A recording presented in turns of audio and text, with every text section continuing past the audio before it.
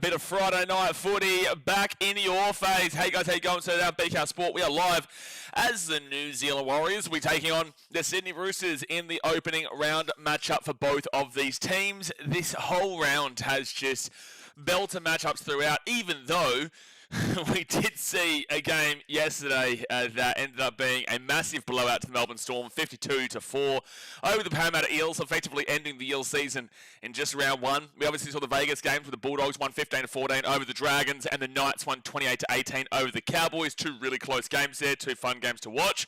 But then you go to today, and we've got two massive games. Warriors and Roosters should be a belter, and Broncos-Panthers later on tonight at Suncorp Stadium should be incredible. Titans-Sharks, obviously Sharks not usually a good round one team. The Titans are going to win the premiership this year, so we'll see how that one does pan out. And then we've got Manly versus the Raiders. A lot going on in that game. And then Dolphins-Rabbitohs is the definition of a 50-50. So this is a really, really good round of rugby league, and hopefully this game here on Friday night does kick us off with an absolute bang as Warriors play host to the Roosters. So hit that like button, guys. Subscribe if you're new around here. We will go through the entire team list. We'll talk about what we think about happening in this game, the upcoming schedule for both of these teams. Obviously, ladder impact, even though it's just round one, so who really cares about the ladder? And then the game starts in 45 minutes' time. So like I said, thumbs up, subscribe. Let's do it. So the Warriors, they come in and play host at Go Media Stadium in Auckland to the Sydney Roosters. The fullback here for the Warriors is Chance Nickel-Klukstad, with the wingers Daniel Martinez-Lesniak and Roger Tuivasa-Sheck. Go to the centres of Ali Leotawa and Adam Pompey, with the 5'8" being Chanel Harris-Davida, and the halfback is Tanner Boyd. Front row forwards are James Fisher-Harris, who's the captain, and Jackson Ford in the other number 10, with the number 9 being Wade Egan. Kurt Catewell and Jacob Laban are the back row, with Aaron Clark as the starting 13. Interchange-wise, six-man bench: Sam Healy, Dimitri Faimalga, Leka Halasima, Tanner Stowers-Smith, Tane Tuolpiki, Morgan Gannon, and then the coach is Andrew Webster. This Warriors team is very solid, but also has quite a few question marks. Alofiana Khan-Pereira was not selected to play in this team at all. Not on the six-man bench, not on the wing. They've decided to put Adam Pompey and Leotawa in the centres. Daniel Martinez-Lesniak keeps his spot, and Roger Tuivasa-Sheck moves out there onto the wing, or stays out there on the wing. I can't remember if he played centre or wing last year. But either way, the massive exclusion here is Alofiana Khan-Pereira, which is very, very interesting. So we'll have to see how that pans out in regards to Dallin and Roger there, because obviously my first thought would have been, well, Roger goes into the centres and then Loffy partners Roger. Also, Rocco Berry's not here. I feel like he must be injured. Is Rocco Berry injured right now, or is he just not being selected? Rocco Berry injury. Rocco Berry has been dealt with 6 months ago. 3 weeks ago, Rocco Berry won't be available for the start of the 2026 season. Okay. So Rocco Berry won't be available for the start of the 2026 season as he continues to return from a shoulder injury. Senator told Fox earlier expects to return around late April, early May. So that just provides another injury, another question here to this backline about what their actual starting backline is. Because is this their starting backline, despite the fact they went and signed Alofiana Khan-Pereira? Well, when Rocco Berry comes back in, he's obviously going to be trying to earn himself and should be a centre. He's a great defensive centre, maybe not so much on the attack, but I do think that he gets the starting gig there. So if Rocco Berry comes back, then who drops out? And do they then shift around and maybe Loff? I just don't understand the point of signing Loffy if you're not even going to play him at all. But that is what we're seeing here. Now, in regards to the halves, obviously Luke Metcalf is still out. So they've gone with Tanner Boyd as the halfback and Chanel Harris-Davida as the 5'8". This is... Look, it could work. It could work. Tanner Boyd's obviously had a bit of time in the NRL now. It hasn't necessarily panned out for him. Lovely bloke, love him to death. But we need to see him start really knocking down an absolute Goliath of a tree when it comes to the NRL, because he has had plenty of time now. This is his next biggest opportunity, and realistically, it's his last opportunity, in my opinion. He has to really just kill it. He has to crush it, otherwise his career for mine at the big level, he can definitely play in the New South Wales Cup, but the big level, he has to take this by the full horns, because Luke Metcalf won't be back until about round 7, round to 8, and then that comes down to whether Metcalf comes into the 6 and Tanner Boyd is the 7, or if Metcalf goes back into the 7 and they put Tanner Boyd 6, or they keep Harris-Davida in the 6. It is a few question marks there. So that is a big thing in regards to the Warriors. Hopefully we can see Tanner Boyd, who had a fantastic year for the New Zealand Warriors in the New South Wales Cup last year, ended up winning the premiership, obviously.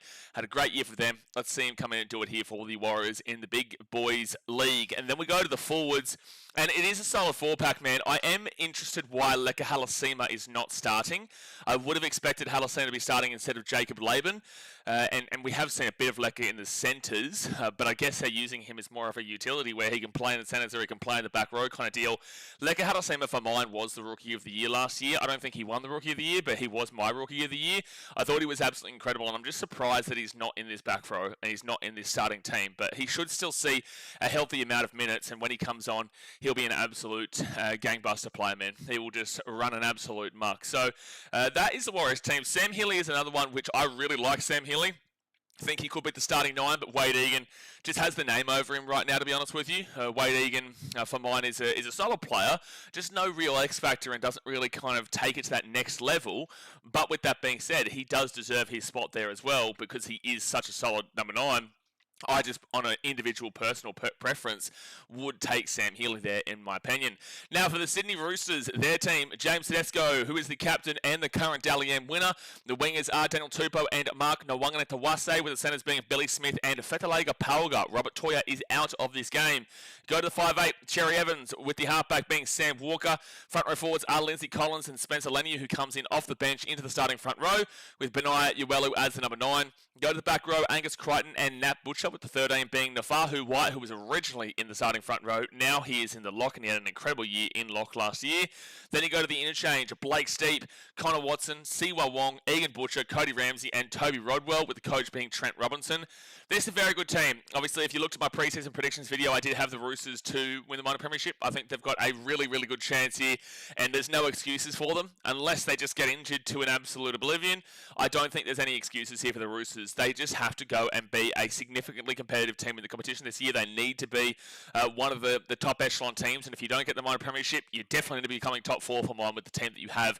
Tedesco, New South Wales, Australia, he's done it all before. He's won Dally M's. He's absolutely fantastic. Daniel Tupou, Tonga, incredible. Nwanganetawase, he's making the switch to rugby union.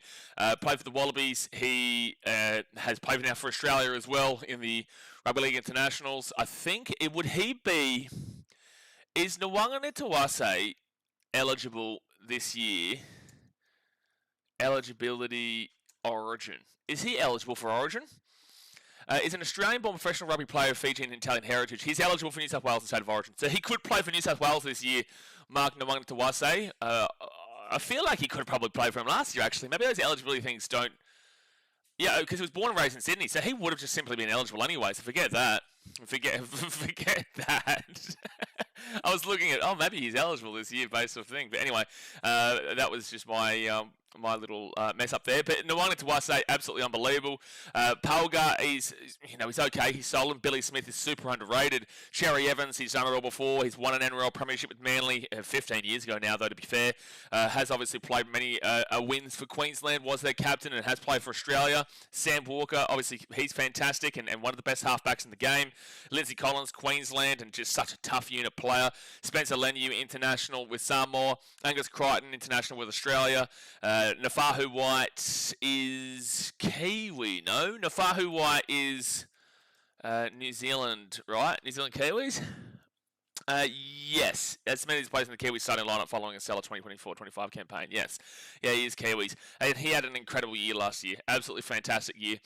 So, look, this is a really good, strong Roosters team, and the only question mark, I guess, will come down to Cherry Evans taking that step back to allow Sam Walker to be the guy. Cherry Evans is not the guy here. He was the guy at Manly. He was the one that they all revolve around. At Manly Sea Eagles, Cherry Evans was the man that you had to look towards, and he was the guy to get the job done. Now, at the Roosters, in his older age, in rugby league terminology, well, he can't be the main guy. It's just not possible. You know, you've got Tedesco there. You've got Sam Walker. I guess he can use Tedesco in a similar way to Tom Trbojevic, but Sam Walker is the key influential figure in this spine forward direction, and Cherry Evans has to play off of that, which is what we saw in that preseason game against the Eels in that first half when they had the full-strength teams. That's what we saw. So I really do have high hope that we're going to see it out of the Roosters this year, but the biggest issue with the Roosters as well is that they usually struggle in the first part of the year. This is not usually when they get going. It's usually 5 rounds in before you start to see them make a bit of a move on and start to actually care about rugby league again. So that does leave you with a worry. Look, I have tipped the Roosters here, and I'm going to stick by my tip of the Roosters because I have got them in such a high position. I do have some concerns about the Warriors in 2026, considering that their second half of the season last year, they fell off an absolute cliff. Their attack doesn't look like it's necessarily improved. Their defense looks like it's going to be still strong, in my opinion, especially keeping the Dolphins to 10 points in the halftime in that preseason. But with that being said, it was a preseason game. I do think the Warriors' defense should still be solid. It's just that attack, and they're obviously waiting for Mitchell Barnett to come back in, which will be an absolute big bopper to return. So I'm going to take the Roosters for the time being, and I think that they should be winning this game. But could there be an upset? Sure. The Warriors were in the top 4 for the first half of last year before falling off a cliff again. Wasn't their attack, though. Their attack was still 11th in the game when they were in that top 4. It was still 11th across the league. It was just their defense that was in the top 3, and that fell off later on. But all right, guys, hit that like button, subscribe if you're new around here. Actually, quickly, let's just go into the upcoming games in the first 5 rounds. The Warriors obviously play the Roosters here at Go Stadium, and then next week we'll actually be home again against the Canberra Raiders. Well, they've actually got 3 out of their first 4 games are in New Zealand, which is good. But then they play the Raiders next week, the Knights in Newcastle the week after, the Tigers back at home the week after, and then Cronulla in round 5 in Cronulla. Then they also take on a Storm away in Melbourne. So that's their first 6 rounds. Not the easiest. I will say Roosters is tough, Raiders is tough, Knights not so much. Tigers, interesting. Sharks is tough and Storm is tough. They actually play the Titans the week after, and the Titans are a bit of their bogey team in recent years, to be fair. But overall, it's kind of an intriguing one because you wouldn't mind those Knights and Tigers games, but they're sandwiched in between the Roosters, the Raiders, the Sharks, and the Storm. So it is actually a little bit of a harder start to the schedule, but at the very least, you do have 3 of the 4 games to open up your season at home in New Zealand, which, just a reminder, Warriors home stats aren't as good as people like to say. They do get sold-out stadiums, that's great, but those sold-out stadiums don't actually watch a win as much as you would think. So that doesn't necessarily tell you an insane amount, but at least it is good just to be stable at home for the most part through those first month of the season. Then you go to the Roosters, who they have a tough start, bro, in their first 3 games. So they travel to New Zealand, then they take on the Rabbitohs next week in their rivalry match on Friday, followed by a game against the Panthers. Their first 3 games are tough, with the 4th game being Manly and then the 5th game being a bye. Manly don't look like they're going to be tough, but let's see how their early part of the season goes before that round 4. Then they have the bye. So it's just basically those first 3 rounds that are super tough, and then they go through a bit of an easier stretch for the next 2 weeks. Then they follow up against the Sharks and the Knights and the Dragons and whatnot before they go up to a Queensland trip. No, sorry, they play all 3 Queensland teams in a row at home. Well, okay, well, there you go. That's interesting. So, yeah, look, their first 3 games are tough, and then outside of that, in the next 2 games or so, it's pretty fine. Do they have much travelling in this first month? So New Zealand, Sydney. No, they don't. And then they go to Perth, though, for the game against the Sharks. That Sharks-Roosters game round 6 is a home game in Perth. So what does that... That means... Who do the Rabbitohs play in round 6 then? Because I know the Rabbitohs are going to be the one who's taking it over to Perth. Round 6, obviously in Perth, they're playing the Raiders. So it's Rabbitohs, Raiders, and Sharks, Roosters. That's actually a good couple of matchups for the Perth locals to get into before they obviously get the Perth Bears in next year in the competition. But there you go, guys. That is everything. Let us know your predictions in Le Chatola. Get around it. Tell me what you think is going to be happening. And if maybe this year, Warriors bucket hat, check out the description and also the pinned comment. And Proud Latte Sipper. If you're not a Proud Latte Sipper, you're just a cat, mate. You're just a cat. Buy into it, son. Buy into it. Buy into the band to get around the old Proud Latte Sipper. I've actually ordered one for myself. I have. I actually don't mind a good latte, but I'm not a Roosters fan. Don't ever think I'm a Roosters fan. How dare you? I'm not Hainsey. Oh my gosh, not Hainsey. God help him. Benjamin says, so great to have the footy back. Yeah, no, it's good, man. It is good every single day. We are here and rocking and rolling. And now that the T20 World Cup is finishing up on Sunday, it means that I can really focus again heavily on the NRL for this season. Obviously, will still have cricket like next Wednesday. I do have a Pakistan versus Bangladesh one-day international that I've got to do. But overall, you're going to be seeing a lot more videos too. So on Tuesday, you have our tipping video. On Monday, you will have a discussion video. On Wednesday, you'll have a discussion video. And Thursday, Friday, Saturday, Sunday, you'll have the streams, right? So Monday, Tuesday, Wednesday is when you'll you'll get those discussion videos. Ben says, Para was close to winning last night, minus the 9 tries they've conceded. Yeah, look, they were close. They were close for the first 10 minutes. They actually led in the first 5 minutes. They scored the first try. They did score the first try. A pain in the butt, says Waz fan, but think the Chooks will be too good. Up the Waz. Well, good luck, man. I'd love to see an upset. We have seen, well, so far I'm 3 from 3. Also, actually, before it does start, if you haven't joined the tipping league, I'll do this for every game this weekend. You don't want to be too late, though. You don't want to be too late in joining up with this league. So that is the tipping league right now, guys. Whoever wins it at the end of the season will get a merchandise package of their team. So go and join it. It's completely free. I am currently top of the table, son, right now. Just putting it out there. I know we've only had 3 games, but I will claim it as long as I can damn well claim it. And there's nothing that you can do about it. So far we've got me with 3 tips right, up the Ibrahim with 3 tips right. Ibrahim, please tell me you didn't just copy my tips, you cat.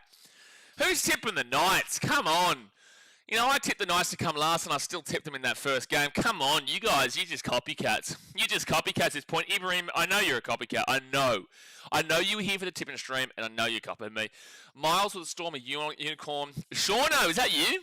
I don't know if Shauno's here right now, but Shauno, is that you who is also on 3? Jordan Percher with 3, Cruz with 3, Ian with 3 from Logo, Coach Normo. Oh no, that's Norman from Sports Shed. Watch out, he's a Real Madrid fan. We've got to be careful of him. Got to be real careful of him.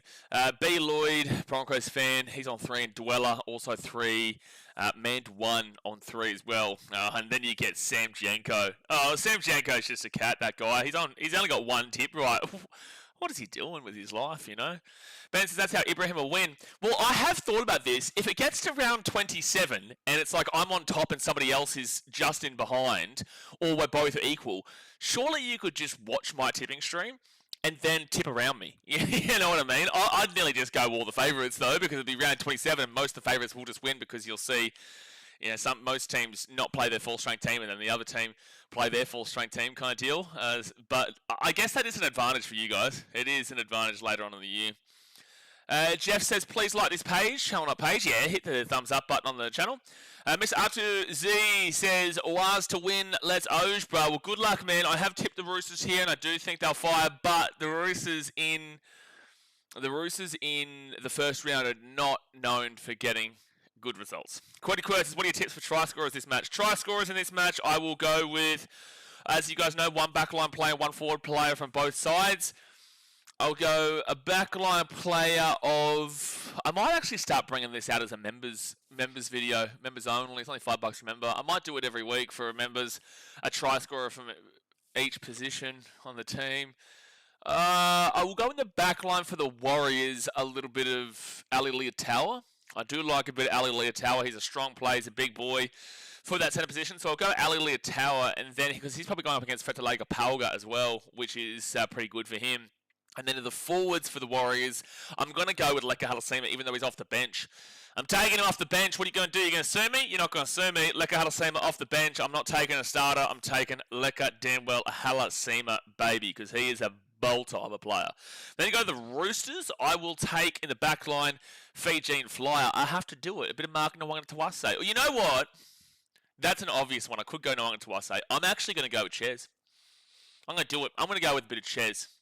I'm going to go for a bit of fun, Cherry Evans, but if you want my real prediction, I'm going Nwanga Tawase. But take that away, and I'm going with the big old Ches on debut here for the Roosters. And then for the forwards, I think I will go with... You know what? I'm feeling a really odd and intriguing and niche one here. I'm feeling niche. I'm not going to go Crichton. I'm not going to go Butcher. I'm going to go Lindsay Collins. And there's nothing you can do to stop that. I'm going to go Lindsay Collins. I reckon he's going to barge his way over the line. I reckon Lindsay Collins is up for a meat pie here today. Crazy. It's a crazy prediction because you don't see Lindsay Collins score too much, man.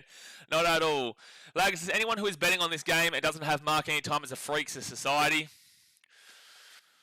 Yeah, look, I won't disagree with you. You should have Mark Nawang to I say in for a try in this game. Rick Ozzie says, did Parramatta forget to play last evening? Well, when did Parramatta ever remember to play, Rick Ozzie? Storm will be around the top four. Unbelievable club in finding players. Go the Storm. Well, I put them in the top four. I put them in fourth. Everyone else was dropping them down and saying the Storm are done. But this is what we see every single year. Every single year we see people just completely writing off the Melbourne Storm.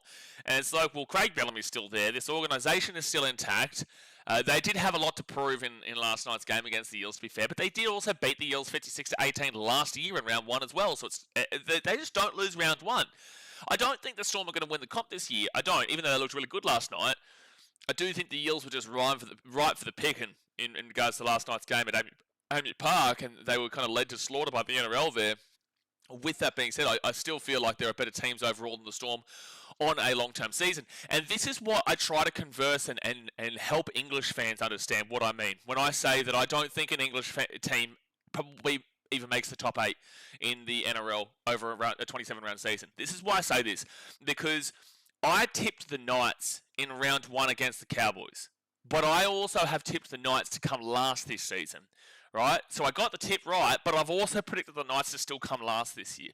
And then the same thing goes with, say, the Storm. I still think the Eels are going to be a competitive team for the top 8 this year. I put them in 9th. I'm still happy with that prediction. I'm still fine with it, despite the fact they looked really awful last night. And I put the Storm 4th last night, which suggests that the Storm would go and win the damn World Cup, really, whilst the Parramatta Eels would suggest they're going to come last, but I don't believe that to be the case. This is why when I talk about the World Club Challenge and the Super League versus the NRL, it's not actually that much of a surprise to see that Super League team win that game, but across 27 rounds, I don't think they win many games. And that is the difference between an individual game and a long-term season. So the games that we've seen so far in this round is what I'm talking about in regards to that. Ben says all 3 Queensland teams, so not the Dolphins, right? Dolphins don't exist. She teaches us going to New Zealand. This is a Rugby League stream. Ben says that's how everyone will win. Sean says yes, but it kept on taking me back to passwords, so I got the shit and deleted. Well, it's still there. You're still in the competition. Brenton says, well, let's just see if you're right about the spoon tip before we start claiming it's true. I didn't say that it was true. The point is, though, is that I tipped the spoon. I think you've completely missed the point of what I was saying there, because I wasn't saying that it was true. What I'm saying is that I tipped the Knights to win the game, but I have tipped them for the spoon. It's got nothing to do with if the spoon tip was a correct prediction. It's just to do with the fact that you can see one game, you can see that result, but then a long-term season. Brenton, there's no way that you think that beating the Cowboys has now completely changed my opinion. There's no way watching that game against the Cowboys in a throwaway Las Vegas round, you think that I'm going to change and say the Knights are going to make the top 8 now. I don't think that there was enough seen in that game to suggest a top 8. But again, the Cowboys are predicted to be in. More people tipped the Cowboys to come last than they tipped the Knights. For Brenton, just putting that out there. More people overall tipped the Cowboys or Manly to come last than they did Newcastle this year.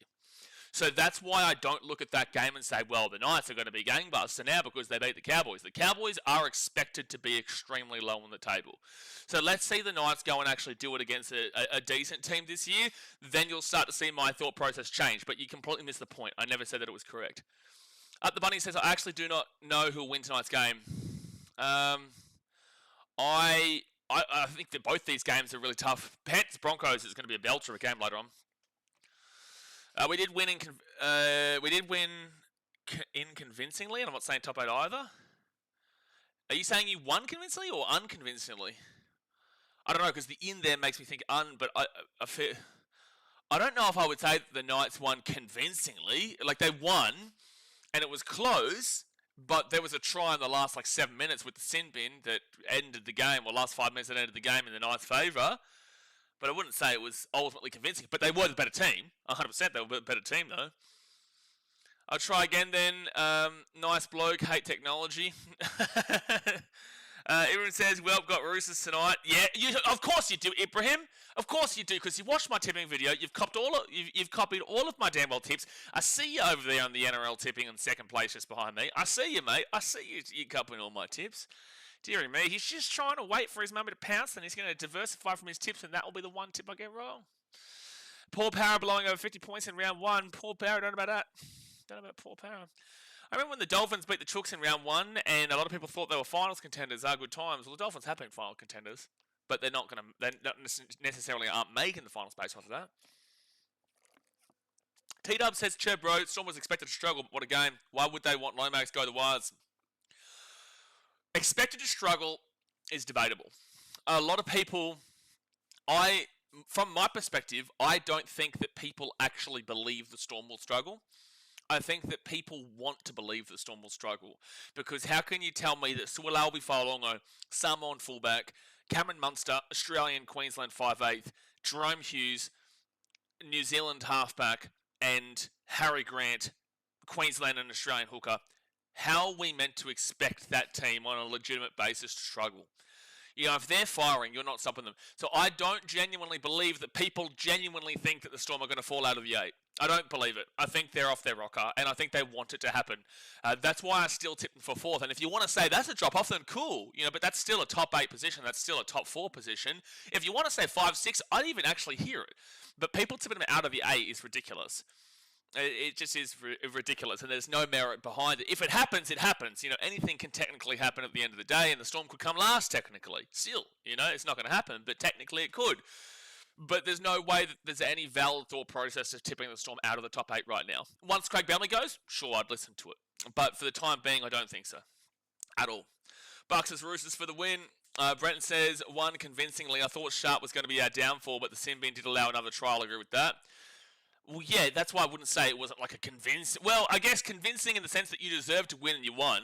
But a convincing win usually does show like a bit of a gap there. And I wouldn't necessarily say there was ultimately too much of a gap. Like the sin bin is what won you the game in the end. And that was fair and completely... Again, I tipped the Knights. I'm not disagreeing with this. I think you've completely misunderstood the point that I made before. I think you've taken offense to a point that I made that wasn't even close to what you're suggesting here. Because again, I tipped the Knights in that game. I saw the result coming. I saw the result there, bro. I knew it. I tipped it. Ever since I tipped the Gold Coast, that'll be the game you get wrong. If you say that to me right now, I'm going to go tip him. If I go tip him, theory me. Jaden says Warriors 22-18 over the Roosters. Good luck with that one. T-Dub says I was referring to last night's game. I think Storm make top 4. I think last night's game more so was to do with the positivity the Eels showed last year, but people didn't realise the context over the back end of the season is usually where teams have no pressure and can get results. Titans do it quite a lot. Eels do it a bit. Rabbitohs did it last year too. You know, Tigers did a little bit last year. These teams who are down the bottom of the table usually pick up some results. Knights did the complete opposite last year in 2025. But these teams usually do get those results when there's no pressure and they can't make the top 8. And the Eels do look positive. They do, but again, they just looked awful last night. Awful. Take this up the chooks that we do notoriously suck round 1, though. Correct. I hate the Storm, but saying they'll miss the 8 is crazy. They'll at least finish top 6, yeah. Again, I don't feel like people are being genuine when they talk about Storm not being a big dog team. Abrams says the only thing funny than Eels losing by 50 to the Storm is Liverpool losing to Wolves. No, you know what's funnier than that? Tottenham losing 3-1 to Crystal Palace and honestly being 1 point away from relegation. That's even funnier. Bucks says, I missed out. What's your expectations to the Eels this season? We'll go and check. Well, not after last night. If you're talking to me about last night, Buck. Actually, you know what, Buck? I don't even think you want to be in this conversation, bro. I think we should move off of the Eels because I know that you're not going to want to hear what my thoughts are after last night. Rail Operations says, Roosters comfortably. I don't know about comfortably, but I have tipped the Roosters here. Brett says, I'm making the point the Dragons or Cows should be spoon contenders than us. That's all. Why, though? Give me the reason. And again, you're a Knights fan, so you're coming at this from a biased perspective. Well, I'm not coming from this from a biased perspective. That doesn't mean that you can't be right and I can't be right. And you could be right at the end of the season. We're all just making educated guesses, but also yours is hindered. Your opinion is unfortunately hindered. Like if you talk to me about the Titans, my opinion is going to be hindered by the fact that I support the team, right? Just like with you, your opinion is going to be hindered by the fact that you are a Knights fan. But give me a legitimate reason why the Knights should not be in a wooden spoon contender discussion point, whilst the Dragons and Cowboys should themselves. The Cowboys are currently in spoon discussions, and the Dragons are currently in spoon discussions. But why are you separating them as if like the Knights are unfairly targeted to be included in the conversation? Because you're you're kind of suggesting right now the Dragons and Cowboys should be the ones being spoken about for the spoon, not the Knights. Well, the Knights came last year. The most recent spoon, the current holders of the spoon, is Newcastle. They've won one game against a fellow spoon contender there in regards to the discussion right now. There's no way you could separate the Knights from the Dragons and the Cowboys in the discussion. If you want to add the Titans, you can, but obviously you have to wait and see how their season, early starts up. And if you want to add the Tigers in, you can. The conversation, there's no separation between the Knights, and the Knights is definitely one that you would look at more because they've gone and proven that they've done it before. The Dragons have never won a wooden spoon for starters, and the other team, the North Queensland Cowboys, I think have won maybe one or two spoons. They've won a couple of spoons, but the point of the matter is that they haven't done it in recent years compared to the Knights, who have done it 3 times in the 2010s, and they've done it again last year. And one game against a fellow spooner contender is not going to convince me outside of the conversation. Ben says, Dragons' defence has impressed me last week. Really? But man, the Dogs need to work on their attacking options. Did they kick it even once on fit tackle? No, they did not. I don't know what to expect from the Dragons' defence because that game doesn't prove a lot to me. The Dogs did not kick the ball once on fit tackle. Their attack looked lacklustre, and they had a good breakaway try from Jacob Preston with a Lachlan Galvin short ball, which he loved all game, but that was a very limited option for Lachlan Galvin, where it was just short ball after short ball after short ball on the line for Jacob Preston. There was no kicking on fifth. The Dragons aren't infamous for their attack. Dogs are infamous for their defense. But the Dogs are infamous for not having any attack, and the Dragons, look, were okay. They defended adamantly, adequately is what I would say. I feel like it's a bit of a false representation, though, based off of the Dogs and how bad they are. Greg Martin says, wonder how Hayden's holding up. How's his top 2 prediction going? No, I did message Entertain House to see what his feelings were and what he was... I did message him and check in on him and say, like, I'm going to slap you, but like I've been where you are before. I'm a Titans fan. I've been where you are many a time, my guy. I've been where you are many a time. 15 minutes to go here until the game starts, guys. Hit that like button and subscribe if you're new around here. Obviously, we are live for every single game of Rugby League in 2026, so get amongst it. Gary Johnson, get around you. T-Dub says, for Dally M, if fit all year, what you think? Looking forward to Walker playing. He's a rough chance for Dally M. I think the issue with the Roosters is that you're going to see players take points off each other. Tedesco will take points. Sam Walker will take points. When Reece Robson's there, he'll take some points. Angus Crichton will take some points. Mark Nawangtawase will take some points. Same will Daniel Tupou. You've got Cherry Evans there now who'll take some points.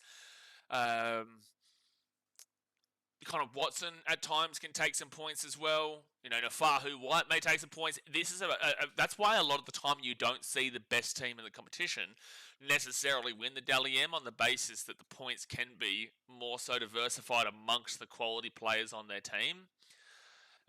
You more so look at teams like Cronulla's a great shout in regards to an individual player getting it. The Storm, obviously, you've got Cameron Smith is what I just said. Harry Grant. You've got now far longer coming in, but Munster and Jerome Hughes, and those guys are really going to diversify those points across each other. Broncos have Reece Walsh and Adam Reynolds and Ezra Mam and Benny Hunt that'll eat into all those points, plus Payne Haas. How did I forget Payne Haas? Knights is a great one. The reason why you see Kalen Ponga as well on a consistent basis at the top for the Knights is because who else is taking the points away from him? Now you've got Dylan Brown, but who else is really taking those points away from Kalen Ponga at the Newcastle Knights? And that's why you look at these kind of teams that are good, but not the great, because they've got less players on a collective basis, but their individual players are standing up dramatically, and that's why you're seeing those guys win it compared to the other one. Sando says, let's go to Chookies, big season ahead. Yeah, wooden spoon. Brenton says, maybe it is a more biased opinion. Our forward pack was my most questionable aspect to our pack, but looked decently solid. I don't see how it goes against a more formidable team. Correct. They looked fine. But again, it was against the Cowboys. Like, let's talk after the Knights, show. And I'm happy to change my opinion once. It's not like next week's going to convince me either. You play Manly. The Newcastle Knights play Manly. What will tell me where the Knights are at is in this 3-game stretch here against the Warriors at home, the Bulldogs away, and the Raiders at home. That 3-game stretch will tell me a lot about you, but the Bulldogs don't have jack shit attack. The Raiders, I need to see how they play tomorrow against Manly, really, to see how they're going with a new halfback. And then the Warriors, let's see how they play out here today against the Roosters and if they can get off to a stellar start like they did last year. Gary says, I picked the Knights as a surprise team this year.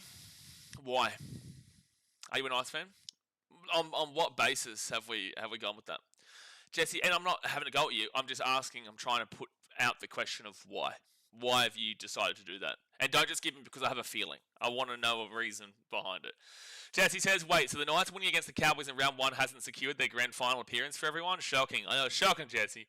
Brenton's not being a dick, by the way. He's just backing in his team here. But I do have to reiterate that I'm coming from a perspective of I don't really care where the Knights come this year. I do think they'll be quite low, but I don't really care where they're coming from, whilst he's obviously going to have an opinion that they're going to, be the surprise team, for example. Alaga says, I've seen Eels fans upset that apparently the Eels player didn't come out to speak to the fans that travel all the way to watch the shit show. I would agree with the Eels fans here. By the way, guys, 10 minutes to go until the game does start here. I would agree with the Eels fans here. Players, I know you're upset. I know you're embarrassed. I know you feel humiliated. But so do the fans. The fans are the ones that sit in the crowd. The fans are the ones who are getting copping absolute shit for coming and watching the shit show that you've put on there. They've come all the way down to Melbourne to support what you've just done. You've just lost by over 50 points in round 1. You've promised a lot. You've delivered absolutely nothing in round 1. And that is how footy works. I get that. But it takes 2 seconds to come over and at least wave to the fans. Or come over to the fans and just take a couple of photos and then run off into the dressing sheds. It takes 2 seconds. It really does. And I've been to, obviously you guys know, I've been to a lot of games, and if you don't go and show the respect to your fans for travelling, like if it's in Sydney, it's a bit of whatever, right? Like if it's an away game in Sydney, whatever. But if it's an away game in Melbourne, or an away game in New Zealand, or an away game all the way up in Townsville kind of deal, and you're not going to go and show the respect to your fans for travelling, get a grip of yourself, especially after losing by 50. So, no, I agree with the Eels fans on that one. Trevor says, 2 per better score first. I chucked my whole paycheck on. Well, Trevor, I'm going to suggest this. How about don't chuck your whole paycheck on? How about that one? Crazy thought process. I know it's wild. I know it's wild, but hopefully it gets up here. It's a crazy thought process, that. Benjamin says, I would love to see the team finish 8th and actually win the grand final. Could be the Titans' year. Titans are never losing a game ever again, mate, which would suggest that we'll finish in first position, Benjamin, and then that would defeat the purpose of what you just said. So, no, the Titans are never going to lose a game again. Might win the next 10 premierships in a row. And it actually makes me sick, like it makes me angry. It makes me angry to think about just how sickening it is, how for every other fan to watch the Titans just absolutely run amok and dominate the league this year. It makes me angry for you. I'm just thinking about you here. I did post this on Instagram last night. So if you guys aren't following me on Instagram, this was the story that I posted last night. Check that out on the Instagram. Obviously, give us a follow as well. Sean says, well, I'm not as stupid on the phone I thought I was in the tipping comp. Yeah, well, let's see if you can take me down, son. And if you do, then you'll get a nice little Bulldogs package at the end of the season. Ben says, Benjamin, that would have been the Cowboys back in 2017.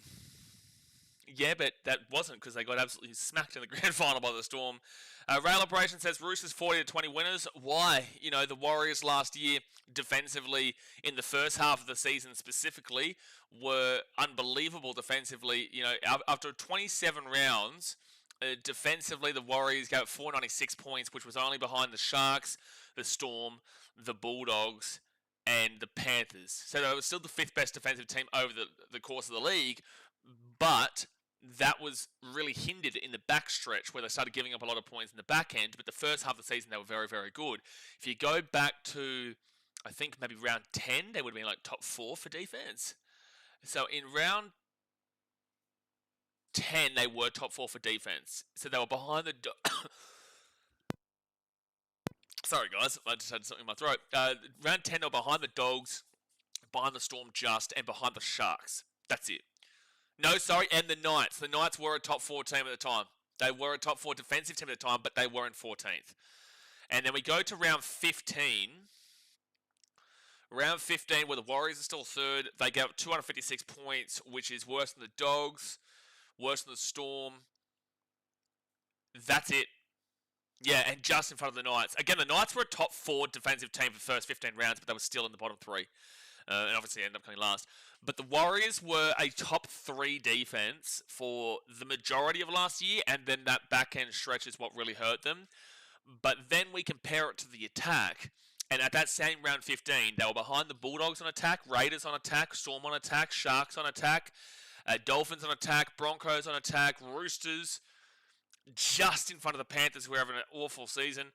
They were behind the Manly Seagulls on attack. They were behind the... No, that's it. They were ninth. They were ninth at round 15 for their attack. And then in round 10...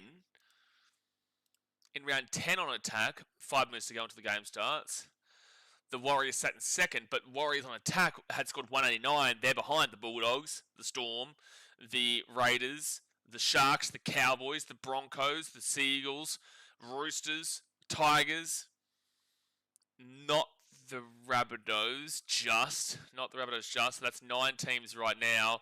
Behind the Dolphins, behind the Dragons, that's 12th now.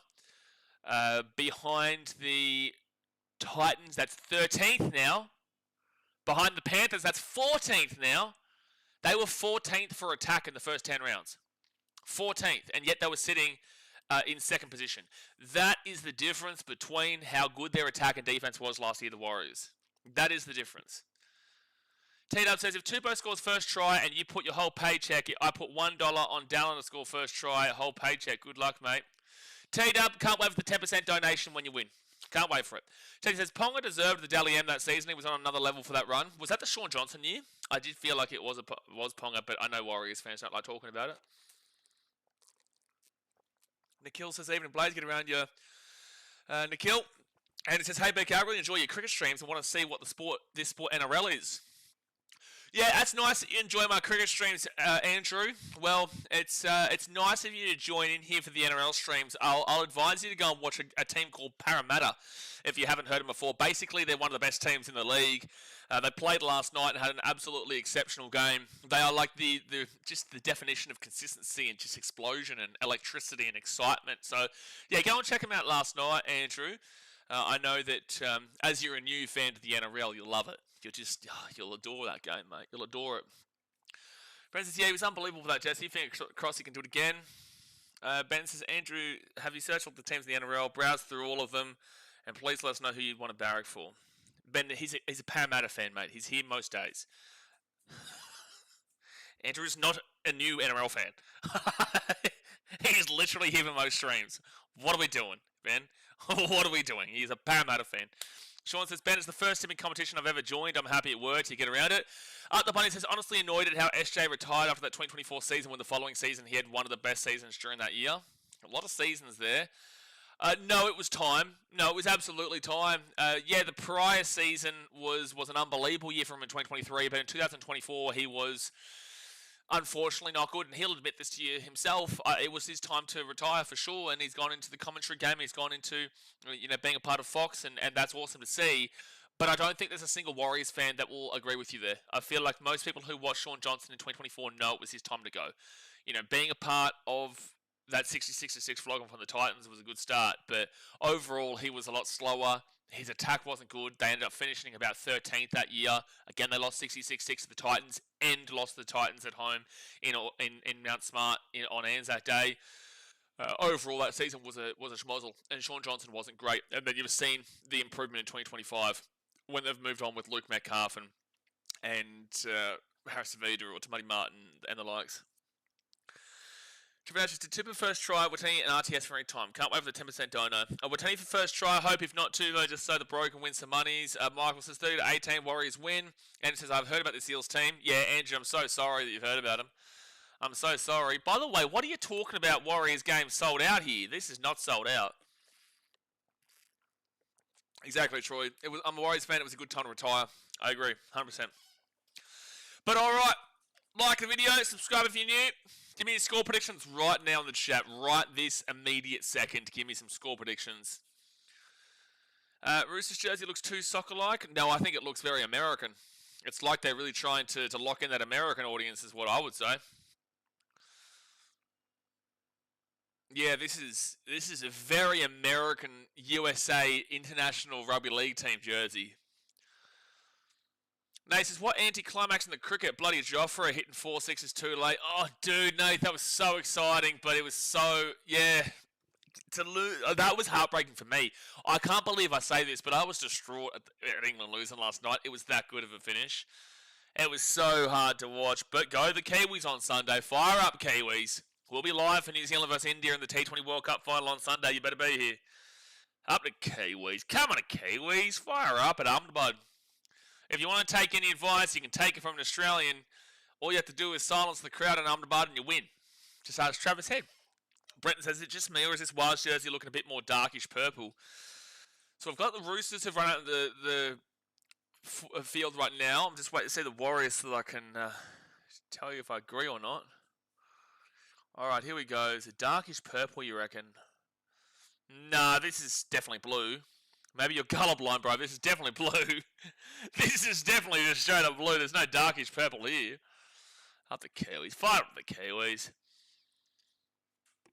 Ben says, heard Bethel had a strong game. We're not going to go down to the cricket path, bro. We'll obviously focus on cricket during cricket streams. But Tanner Boyd is on.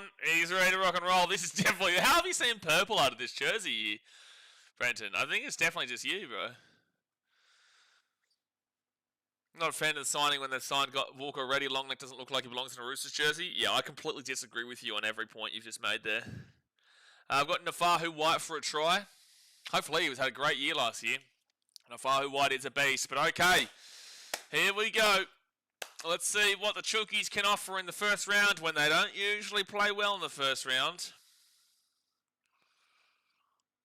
They don't usually play too well in the old first round, whilst the Warriors last year, they absolutely dominated from the outset. But then they fell apart in that second half. Best Sport says in Japan in a bar and they're showing BKR at the pubs. Let's go Roosters. Fire up your cat, Best Sport. Welcome in Japan. Welcome to my continent of Asia. You're in my continent right now, champion. You're in my continent. By the way, when are you going to start getting back into the memes? Come on, get a grip of yourself. But all right, the game has started. And the Roosters will receive the ball on the 5. Sherry Evans gives it to Nafahu White. Nafahu White's going to be the 15. How are you watching? Are you at an Aussie pub in Japan? Or where are you? In Tokyo or Osaka? Or where are you? Osaka? But are they showing the game at the pub on the TV? Or are you using my stream as a way to update it? So second tackle at 25. They're showing Breakout pubs. Wow, that's fame. In Thailand, they actually did in Hua Hin, funnily enough. But no, he's taking a piss because he's a muppet. Third tackle here for the Roosters. And Lindsay Collins, he'll bring this ball to the 35 on 4 tackle. Nate says he meant sold, not sold out. Oh, sold out, not sold out, yeah. So right-hand side, Tedesco, then off to Blake Steep. He'll get the offload away. So Steep is starting. So they have changed it. Steep is starting. He was originally meant to be coming off as the 14. So that must be... Yeah, they must have had a late change. So the Warriors now will bring this ball to the 20 through Chancellor Klukstad. They're only showing AFL at pubs. I'm using your stream. I'm in Nozoa, where the snow is. Get around here. Are you as... Oh, you're one of those snowboarders, though, aren't you? Skiing's the greatest, mate. Third tackle. I know you, Jesse, and I know that you're one of those cat snowboarders. You just are. Third tackle. I can do both, though. I do enjoy both. So fourth tackle, you can do more trick snowboarding, but you can do more overall for mine with the skiing. But it's a high tackle here against the Roosters. Nafahu White, and the Warriors will receive a penalty. 2 minutes in. In Thailand, they call him Mr. Blaze Fun Time. Buck says, don't they know that NRL is the #1 watch footy code in Oz? It might, I don't know why. Surely you'd be able to ask them to change it on the screen if you really wanted to. But he just wants to look at my beautiful face instead. So the Warriors, they are 35 metres away from the Roosters line. They're going to roll it back to Wade Egan. That was Jackson Ford. And now Fisher Harris is going to be at the 30. Skiing is better. Oh, Sundo, this is why you get it, you know. This is why you get it. Wade Egan off to Aaron Clark. Jackson Ford loses his pants. And it's third tackle now at the 20. His pants are off. Luckily, the Dick Togs were able to stay on. Good offload there from Fisher Harris off to Wade Egan. And Aaron Clark, he'll be a machine getting that ball to the 13 on 4 tackle. Now off to the right, off to Tanner Boyd. Tanner Boyd steps back onto the inside, and Jackson Ford will be 10 metres out. He's been really full on in this set here. Jackson Ford, good quick passing. Adam Pompey flicks it across. Roger Tuivasa-Sheck at the 10, he'll get the offload away. They're 15 metres out. Kate, well, is that a knock on Roosters or a knock on Warriors here? It's going to be a knock on Warriors first. Yeah, I wouldn't challenge this. I wouldn't challenge it. They're going to challenge this, okay? They will challenge this. Ryan says, Warriors are a gritty team, could go well and are extremely poorly this year. I put them in, I think, 11th. 10th or 11th. Which is a bold call, because I could also see them still being top 8. So Wade Egan, will he touch this ball first? Yeah, it's definitely a knock on from Wade Egan. What's he challenging? What are you challenging, bro? You're going to lose your challenge here. And you can't tell me that goes backwards compared to last night's backwards from Brian Kelly that got called forward. You cannot tell me that goes backwards compared. Yep. Well, what do you mean perspective? Be consistent with your calls. How are you going to suggest to me that goes backwards, but you say Brian Kelly's one goes forward last night? This is a lost challenge based off of the consistency of last night. Just as simple as that.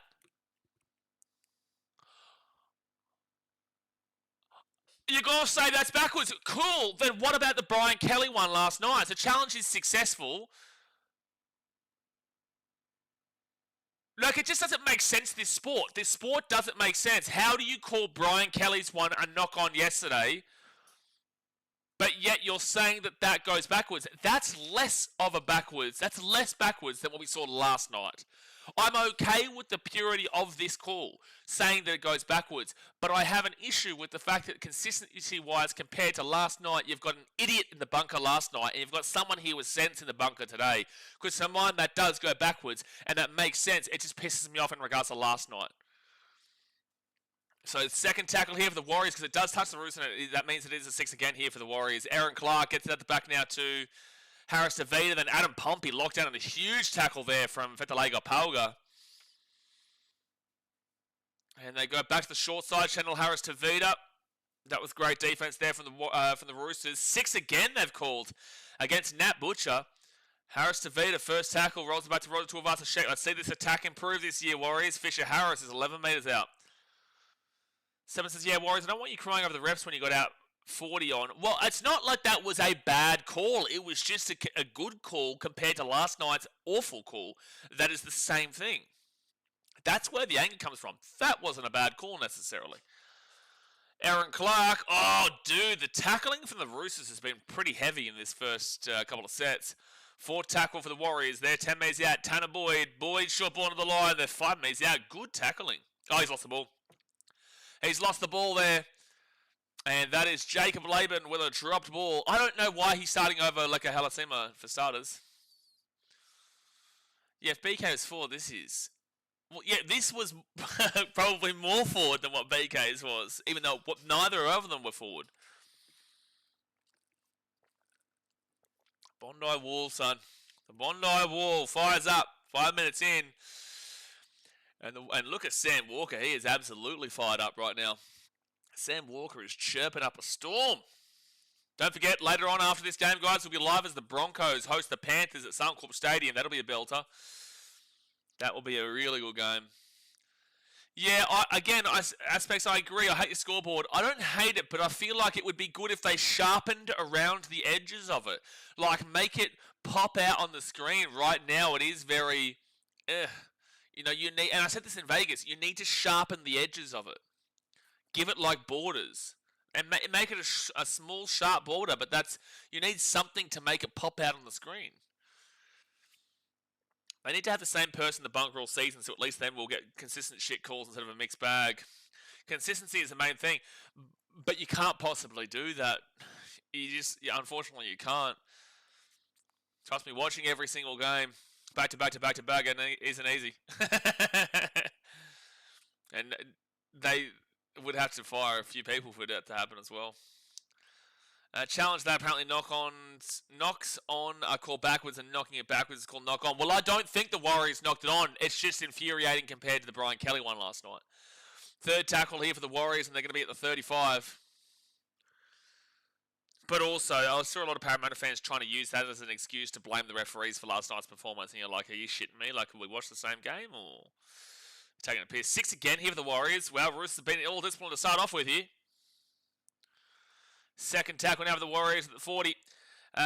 Fiona says, a poor Warrior supporter listening from Christchurch. Lovely work. Thanks. Get around here, Fiona. We're always here. We are always here. Third tackle now at the 35. Ryan says, Panthers W later all the early calls about Haas and Reynolds leaving next year. They don't want to be there, obviously. That's not necessarily true. I know that Reynolds is going at the end of the year and Payne Haas is leaving, but no, I don't necessarily agree. But I have tipped the Panthers in that game as well, mind you. I just think that the way you've gotten to that is probably incorrect from mine. Fifth tackle at the 10. But also not necessarily incorrect, but I don't agree with that necessarily either. And that's going to be an awful kick there for the Warriors. And Nwanga Tawase will catch the ball in the in goal and he'll bring it out to the 20. It's going to be zero tackle and brings it out to the 33 or so on zero tackle. And it's a high tackle as well. Yikes, Warriors. Not only do you give away a 7 tackle set at the 20, you then allow them to get that 13 metres, and then you allow them to get a penalty from that. That is awful in those last few moments in the wires. Nwanga Tawase gets slapped, but then he gets, it's a harsh call, but it is technically correct. G'day on the bunker. Delete yourself, Brenton. How about that? Delete that comment, because that is diabolical. Do not put any more AI in the game, because I guarantee you at halftime we're going to see some dumb as dog shit AI predictor of who's going to score the first try in the second half, and it's going to be whoever is leading.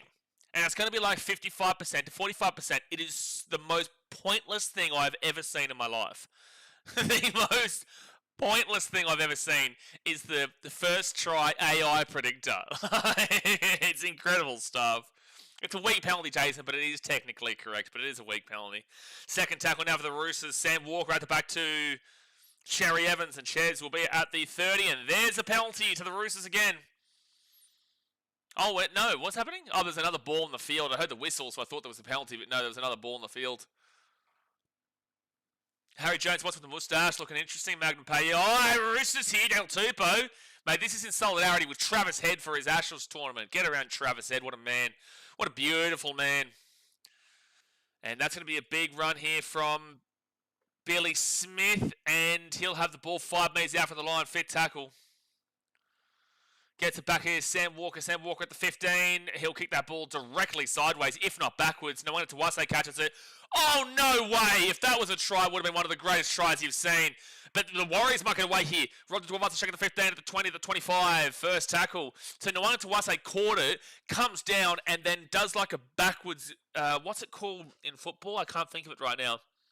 A bicycle kick. He does like a half bicycle kick. He doesn't do the full motion of it, but he does the bicycle kick where he kicks it behind like that, not knowing where it was going to go. And Tedesco was running on through, but obviously it doesn't end up being anything.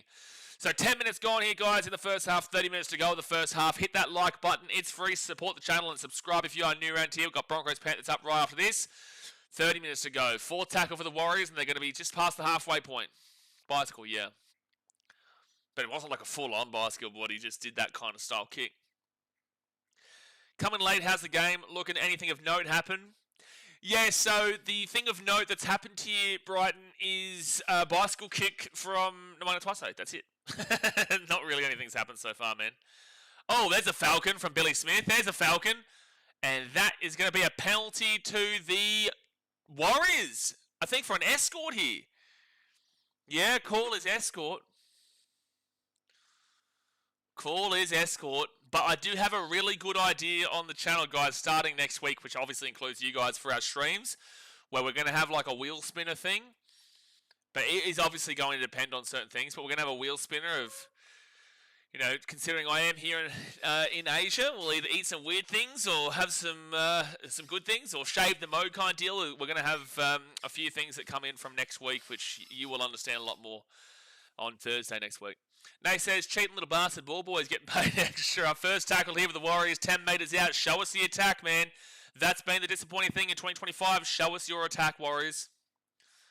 Wade Egan, he'll give it to Tanner Boyd. Tanner Boyd to the 10. Runs it himself, my boy. Tanner Boyd, boom, boom, boom. Tanner Boyd, that's him. That's my boy. That's my boy, Tanner Boyd. That's him. Fire up, Warriors fans. Tanner Boyd, you're the man. You are the man. Tanner Boyd runs it on through for a TRY try time. And Brenton, guess what? He's not gonna miss because he does not miss. He does not miss.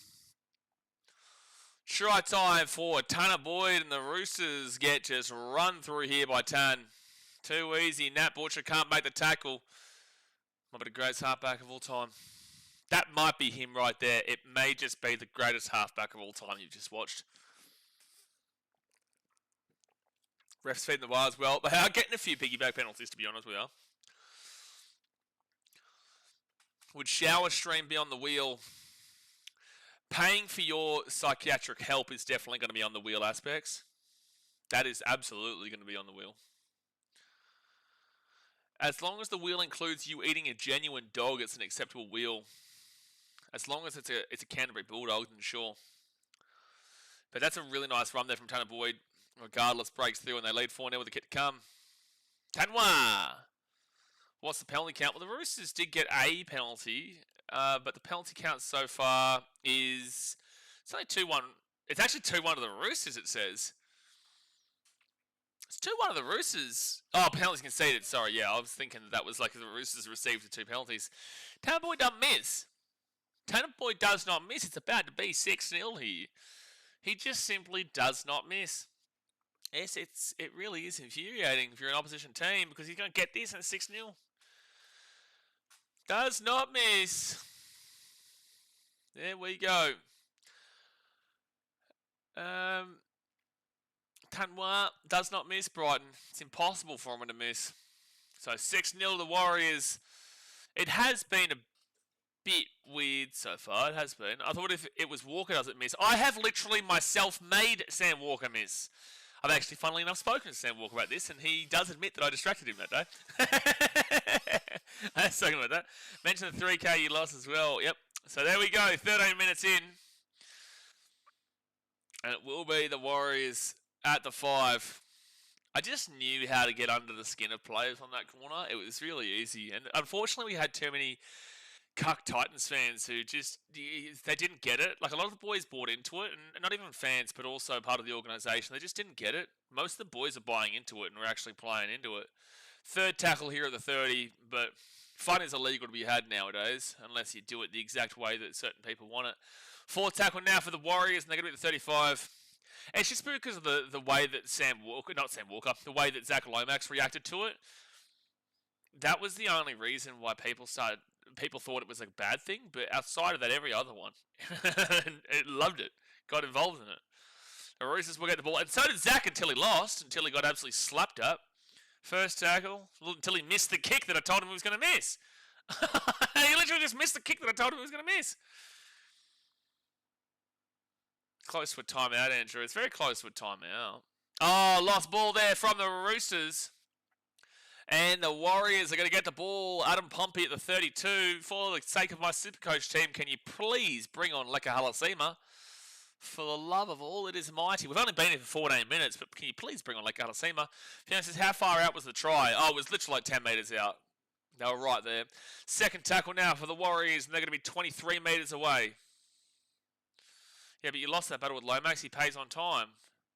I didn't lose jack shit. What are you talking about? Delaware Lesniak here at the 5. Oh, taken down 7 metres out. Third tackle. I didn't lose nothing. I won the 1-from-1. I am 1-from-1 against him. What are you talking about, Logan? I don't know if he does pay his taxes. That's why he wanted to move to Dubai for this rugby union competition. Chancy. Oh, it's unbelievable defense from the Roosters. And Roger Tuivasa-Sheck gets shoved over the sideline. And it will be the Roosters getting the ball to the 25 now on first tackle. That was good defense to stop a rampaging Roger on that wing. Ordered Supreme Pizza and said, I was allergic to pineapples. If they put it on, I can sue. Well, if they put pineapple on, you're getting timed out. Tupou, Dallin, James, Leotal for try scorers this game. Good luck with that. So Roosters now. Good running from Billy Smith. Is away. Billy Smith through the line. He's got Tedesco. Try time for James Tedesco. He will score. The Sydney Chooksters go cluck. That is a try time for the Chooky Chookies, and it's 6-4 with a kick to come to the Roosters. Well, this is looking like a good game here, and that was a really nice try from Billy Smith, and I keep saying Billy Smith is a very underrated player. Look at this, they float out to the left-hand side. Good pass to Billy Smith. He breaks through that line just easily past Pompey. Dallin Watene-Zelezniak had sat on his wings, so you can't complain about that. Are we still going to feel Warriors fans blaming Dallin Watene-Zelezniak? I want to throw it out there. Dallin Watene-Zelezniak was blamed by Warriors fans a ridiculous amount in 2025. It was stupid. That was Pompey. That wasn't Dallin. It's on Dallin's side. Still not Dallin. Dallin came in a lot with his centre, and Dallin would stay out a lot, but also they would come through underneath him, but he would get blamed regardless. Troy says, damn, I was hoping for a blowout. No, why would we ever hope for a blowout here? Why would we ever want a blowout, dude? We want a good game. Even as a Titans fan, man, even if we win, well, no, as a Titans fan, we suck so bad that a blowout is very, very nice for once. Aratiari says, how can we watch the live stream? Seb Watson said, get a job. Seb Watson's right. Getting a job would be great. Yeah, that'd be a great way to be able to watch the live stream. You are literally looking for an illegal stream. Champion! We're looking for an illegal stream. I just want the ref to be good. Well, the ref has been good. Inconsistent to last night, but the ref tonight has been still better than last night. Not that the last night ref impacted overall how the result was whatsoever. Aritiari says, I have probably made more money than you. Well, then why don't you have enough money to watch the game? How about that one? So if you have more money than Seb Watson in the chat, well, then why don't you have enough money to watch the game?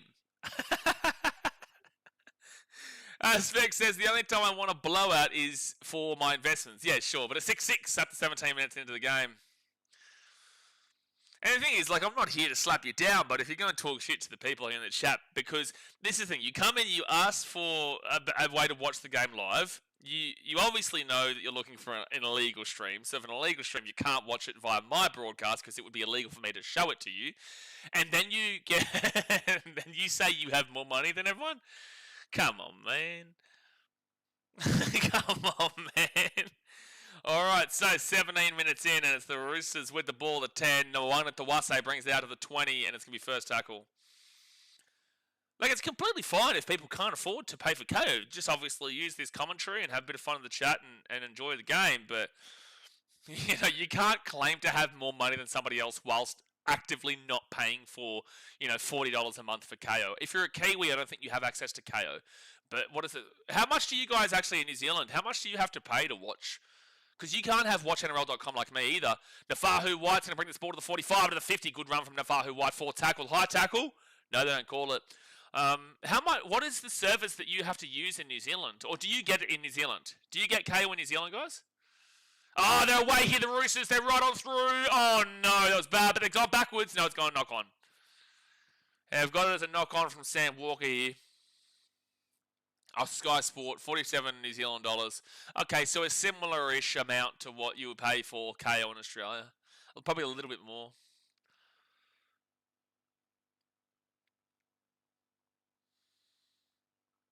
And that will be, yeah, knock on from the Roosters, so 6-6.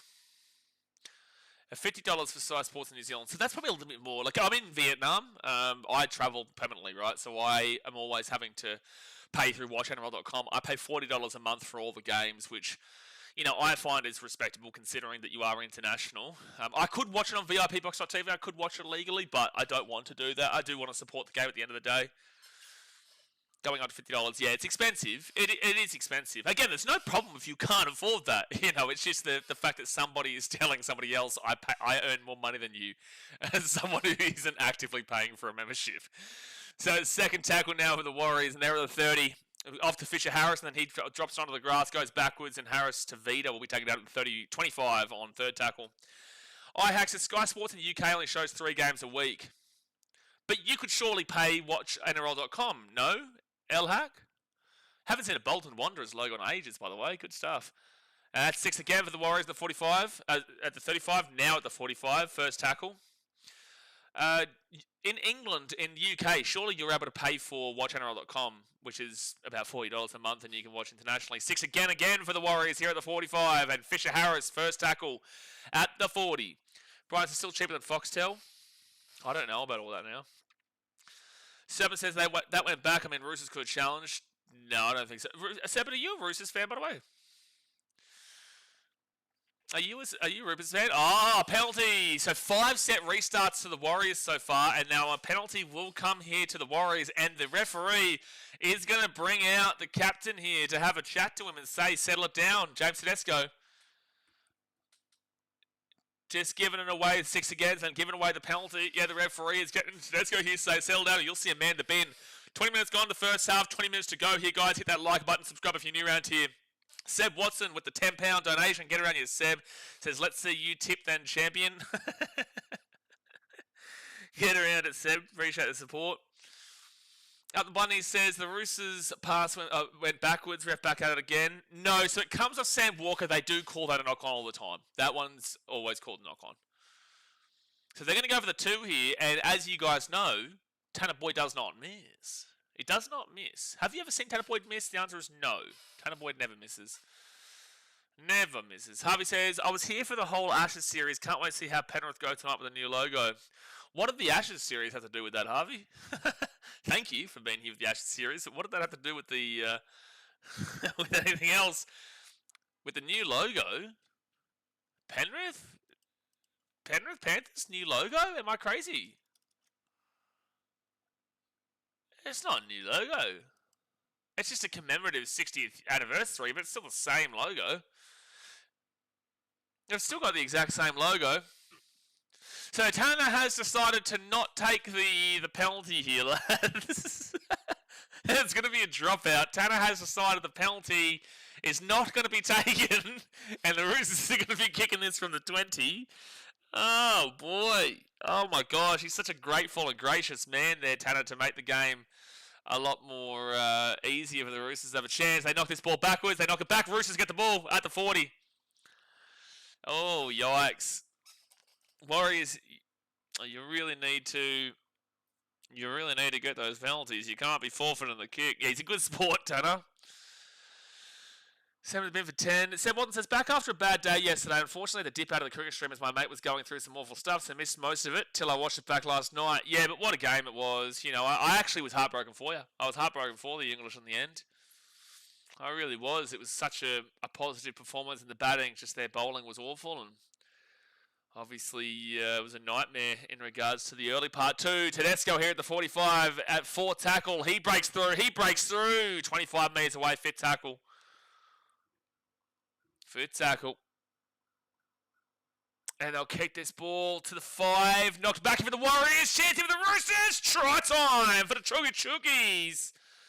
That's the try time for Benaya Uelu. And it is 10-6 here with a kick to come. Brian says 78 a month for Fox, mate. Yeah, that didn't hit as much as you thought, did it, Siani? 78 a month for Fox, mate. She hurts, but I think it's worth it. No ads during play. Well, I don't think KO has ads during play, does it? Oh, well, no. Olivia was telling me that KO does. Yeah, Sydney's probably going to last 2 seconds. I'm pretty certain that KO does have ads now, no? But yeah, Cherry Evans with a nice kick up here. Nwanga Tawase follows it through, goes up for it, off the head of a Warriors player, bounces into the in goal, and Benaya Uelu follows it up and scores the try. 10-6 to the Roosters, 23 minutes into the game. I think this comes off of Kurt Catewell's head. And oh no, it's off Roger Tuivasa-Sheck's head, and it goes straight into the in goal for Benaya Uelu. Try time for the Roosters. Try time for the Roosters off the back of a Roger Tuivasa-Sheck Falcon. So he's still helping his ex-teammate in the Roosters. Okay, Sienni, we're going to need you to stop using capitals, and we're also going to need you to stop spamming. Just get involved in the conversation like a normal person. Ryan says, are Melbourne 3 to 4 injuries away from not playing finals? And despite a blowout last night, Harry Grant did get rolled up. Melbourne are just a spinal injury away. They're not 3-4 injuries. Oh, they're going to check this in the bunker. Hold on. This may not be a try here. This may not be a try here, lads. This may not be a try. Hold on. So what are they calling here? You can't go up and bat with one hand. You must go up with 2 hands. Oh, he does interfere with the play. No, correct call. This is a no try. It's a penalty to the Warriors. So no wonder Tuivasa stops competing for the ball and then grabs the arm of Tuivasa-Sheck, and then from that he kind of comes forward, the face hits the ball, goes in, that ends up being a try. It will be a no try. It's the correct call here. It is the correct call from the bunker. So no, Ryan, I think they're one injury away. You lose Jerome Hughes. I don't know how from not playing finals is probably wrong though, Ryan. From not playing finals is wrong, but not finishing top 4, sure. From being a competitive around the top 8 team and inside the top 8 team, they're probably a Jerome Hughes and Harry Grant away. What is that rule? Well, there's nothing wrong with that rule. He's not competing because he couldn't get the ball. No, but you look at his hand. He grabs the arm of Roger Tuivasa-Sheck, and from that is adjusting the movement of Tuivasa-Sheck, who is competing for the ball, and brings him towards him. The body then comes, his face hits the ball, goes forward, and that is what happens. It's a legitimate penalty. There is nothing that can be argued in regards to that penalty. He has stopped competing for the ball, but then has grabbed the arm of the player who is competing for the ball and who subsequently hits the ball with his face. He grabs his arm. So 4 tackle at 35. I think you might have missed that part. Go out the back now to Jackson Ford. Jackson Ford at the 4 tackle at 30. Now 25 metres out, fit tackle. Have they still not brought on Lekala Sema? Gee whiz. And they'll be knocked up. Good catch from... That's still Warriors ball! Oh, I think he's lost the ball over the line. I think Pompey, there's a lot of ball going everywhere here, but I think he's lost the ball over the line here, Pompey. This is all over the shop, this try. They've gone to the bunker. They're going to say no try. Knock on the grounding. But they also want to look at the everything in between.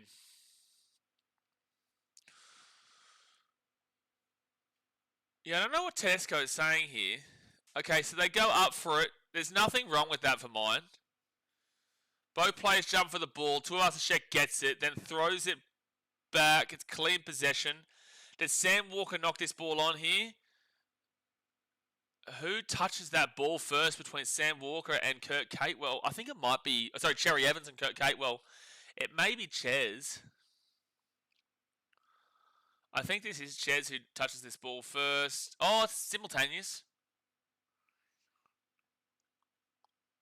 Oh, I would have said that was simultaneous, but they're going to say that it was touches the ball, restart the tackle count, so knock on Roosters. So this would, regardless, be Warriors ball at 10, even though I'd slightly disagree with that. So now it just comes down to if Pompey can get the ball over the line here and not drop it. Good step there from Pompey. Does he get the ball down? He will. Yeah, he'll get it. It's a try.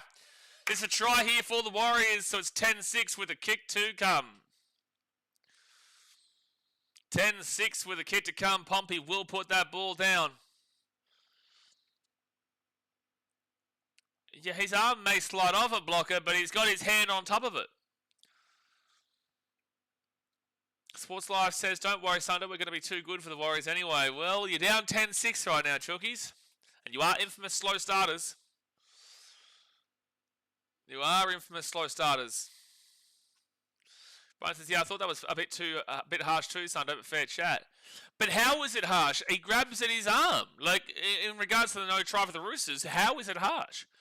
Explain to me how it's harsh when he literally grabs at his arm. He's not competing for the ball anymore and then directly impacts the player who is competing for the ball on the opposite team. How is it harsh? It's just a flat-out penalty call. Aloia Lacana says, let's go to Warriors. Marcel says, Roosters jersey looks clean with the Adidas sponsor. They look American.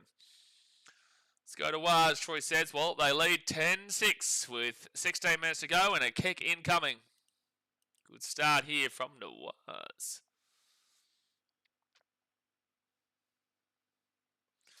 Rest finally being fair to the Waz. Nah, I'm not going to hear it, Jason. This is overused, bro. This is overused from Warriors fans. Come on. Let's not go down this path now, man. Come on. That's going to be a missed kick there from not Tanner Boyd. Tanner Boyd, if he was kicking, would have got that, but not Tanner Boyd was the one who missed that kick. Get around your 6-7. Get around your 6-7. But 15 minutes to go in the first half, and it will say 10-6 here to the Warriors. He's making it really hard for me to do this does not miss thing right now. He's making it really hard for me. As we currently speak. What has Hainsey sent me on a voice message? I don't know if I can play that on here, so I'll wait to listen to it. But Hainsey sent me a voice message. I don't know why. So first tackle now for the Warriors, and they're at the 15. Ladder means nothing, Barry. You're 100% right. Seb Watson says, oh my gosh, only 24 minutes in and we're on the rest. Swordslight says, I'm a Roosters supporter and I don't think it was harsh. It's in the rules and it's fair. It was definitely the correct call. So Warriors now, they'll be at the 20 on second tackle. No, that was not Tanner Boyd lagging. Tanner Boyd would have got that. That was not Tanner Boyd. Third tackle at the 25. Out to the right-hand side. Now fourth tackle for the Waz. Bring on Lega Lasima, please, for my Supercoach team, please. I'm begging. Tanner Boyd, good run here. He has been good today in general, though. It's just not been his day potentially converting, not Tanner Boyd. Channel Harris Davida, he'll kick this down to the 15, and Tedesco, you wish that's a penalty. Warriors fans booing the referee for a late hit, you wish. Tedesco at the 15, he rolls it back to Sam Walker. And Daniel Tupou brings it to the 20. I will ask you, Roosters fans in the chat, it is a really big question that I don't think people have asked you. If the Roosters struggle this year and they deliver a little, they promised a lot and they deliver nothing, and they finish out of the top 8. Let's assume they finish out of the top 8. Do you start to question Trent Robinson? Does Trent Robinson start to come into your question? Because you have a good team. This is obviously after 27 rounds, though. Tedesco, good flick pass away. And Pauga, good offload to Nwanga Tawasa. He steps over one. He's still going here. He hurdles him. He's at the 30. Oh, no, Nwanga Tawasa. Oh, then they've lost the ball. It's going to be 6 again here for the Roosters. It's going to be Roosters' ball. Forward pass into a knock-on. I disagree with that. How are you saying that's a forward pass? What? There's no way that's a forward pass there from Nwanga Tawasa. He's flicking it backwards. You're a moron. How are you calling about a forward pass? It has to come out of the hands backwards, and you can't tell me that came out of the hands forwards.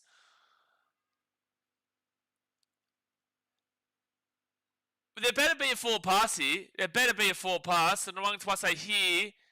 And how are they saying that's forward, bro? How is that a forward pass against Nwanga Tawasa? That's crazy. That is ridiculous for mine. That should have just been straight up a knock-on from the Warriors and Roosters ball at the 30. Anyway, second tackle of the Warriors at the 30, and then they get a penalty. But you cannot complain to me from a Warriors fan perspective right now in regards to the refs in this game. That's wild for mine. How do you call that forward? And anyway, it's insane. Lagan says, when you thought the refs and bunkers couldn't have got worse by the year. Oh, jeez. Brian says, what would it be 7 years since they've won and their highest position since has been 5th? I think it's a good question, Robert. I think it's a valid question. Doesn't mean that it's a correct question, but I think it's a valid question. Boyd was a beast in the New South Wales Cup final last year, Ryan. He was a beast in the New South Wales Cup in general last year.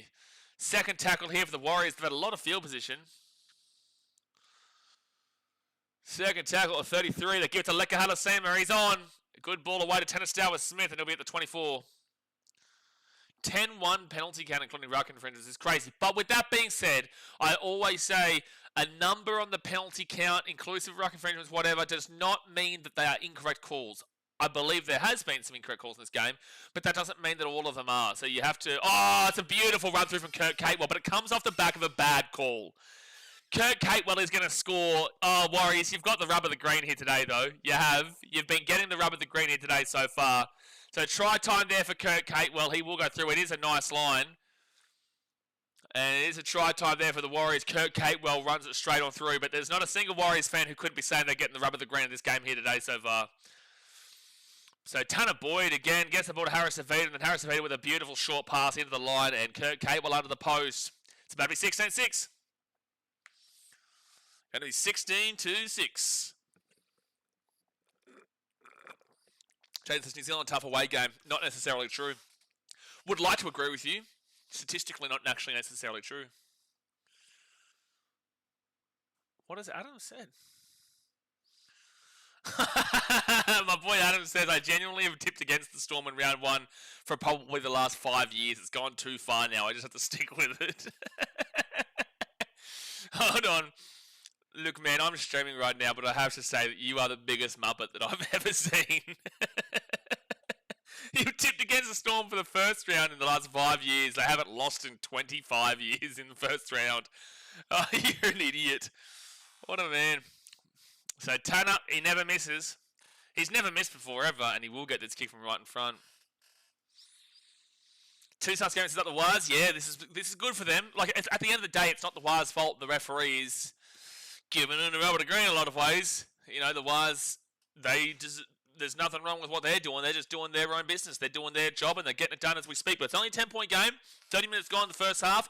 10 minutes to go in the first half. Hit that like button and subscribe. Let's see them complete the game. Finish it off the game. Tanner never misses Sports Life. Never does. 16-6. 16 points to 6.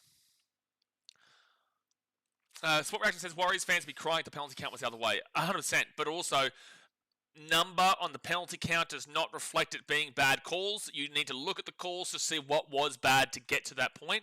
But there could legitimately be a 10-1 penalty count and there could be no wrong calls. So, like, it's just... Do you know what I'm saying? It's not necessarily just based off of a number. Like, again, Queensland, New South Wales, second game of Origin last year. New South Wales fans thought just because the penalty count was so strong to Queensland that it was illegitimate. But yet, if you looked at the game, you saw that New South Wales were extremely ill-disciplined in the first half, and they were rushing off for their line very quickly because they were trying to put the pressure on very quickly to see what they could get out of the referee. Like, it was an intentional plan to give away early 6 games and early penalties so they could see how much they could give away. And then they just unfortunately took too much more than they could chew, and they started giving away a lot of penalties in that game. And you know, in this one, I'd need to go and have a look at all the individual calls to decide whether it is bullshit or not. But there has definitely been some rubber the green calls in favour of the Warriors today. Fit tackle now for the Warriors, and they're going to be at the 38. Waz fans going to say about time we get rubber the green in the NRL. Roosters 13 plus, paying $13. I get on that. I don't know about that, mountain man. I think this one's going to come down to the wire. But the Roosters are infamous for losing round 1, bro. They are infamous for losing round 1. Tupou, good offload. Tedesco. Tedesco's going to get this ball to the 40 on first tackle. Justin says, Buller brother, where did my Warriors finish this year's ladder? Well, I did a preseason predictions video, man, if you want to check them out on the preseason prediction. But 6 again here for the Roosters. Do expect a little bit of a drop-off for the Warriors this year, though. But we'll see if they can prove me wrong. I'd love to see it. A healthy Warriors is a healthy NRL. I always say that. Second tackle here for the Roosters at the 35. And Benai Uelu, he'll give it off to Egan Butcher. Butcher now to Sam Walker. And Sam Walker's going to get this ball to the 23 on third tackle.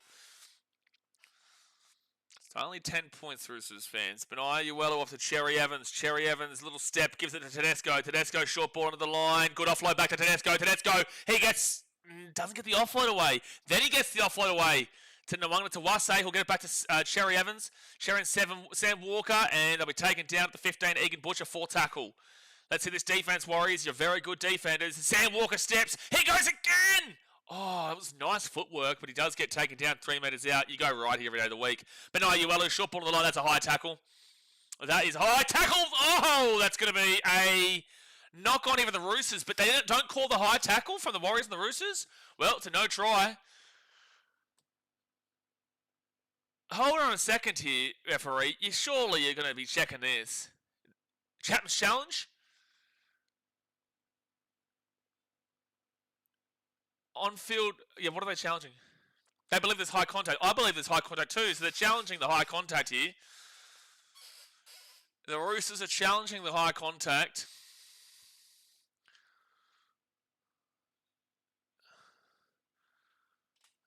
So here we go, and this tackle here, well, that is a high contact. It's soft, but technically is. Does he hit him on the chin here?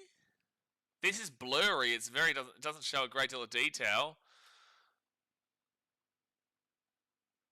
Well, it's up around the neck area, just under the chin. So technically that is high, but it's not like a severe heavy high contact.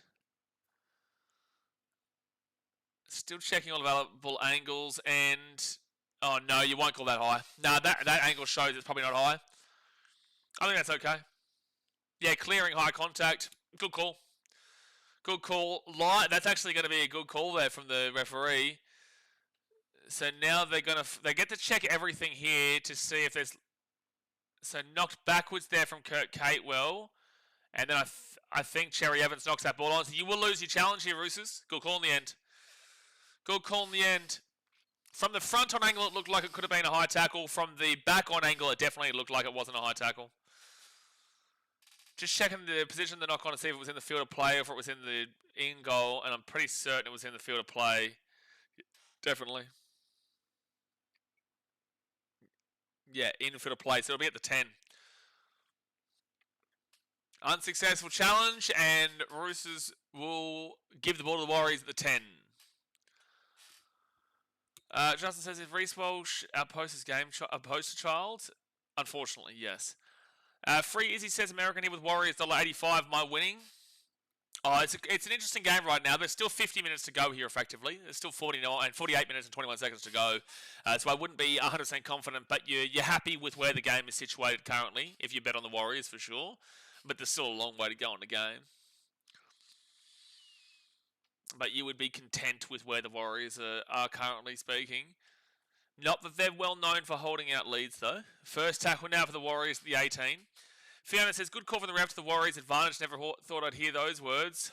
Well, you've heard those words a lot today, Fiona. There's no way you would be saying that they haven't been receiving the rub of the green today. You've been receiving all the rub of the green calls today. That was the correct call, though, for the Warriors. That was the correct call. Third tackle for the Warriors, and they're going to be at the 40. It's fourth tackle. Quirty Quird says, why don't they stop the clock when refs are officiating? I don't get it. They're just wasting playable time. They did stop the clock then, didn't they? They do. About time to... Yeah, but this is very overblown, Fiona. I hate to say this to you, but Warriors fans, it's very overblown in regards to every single week. It's always... Oh, that's going to be a penalty here, the Warriors. But this is a correct call.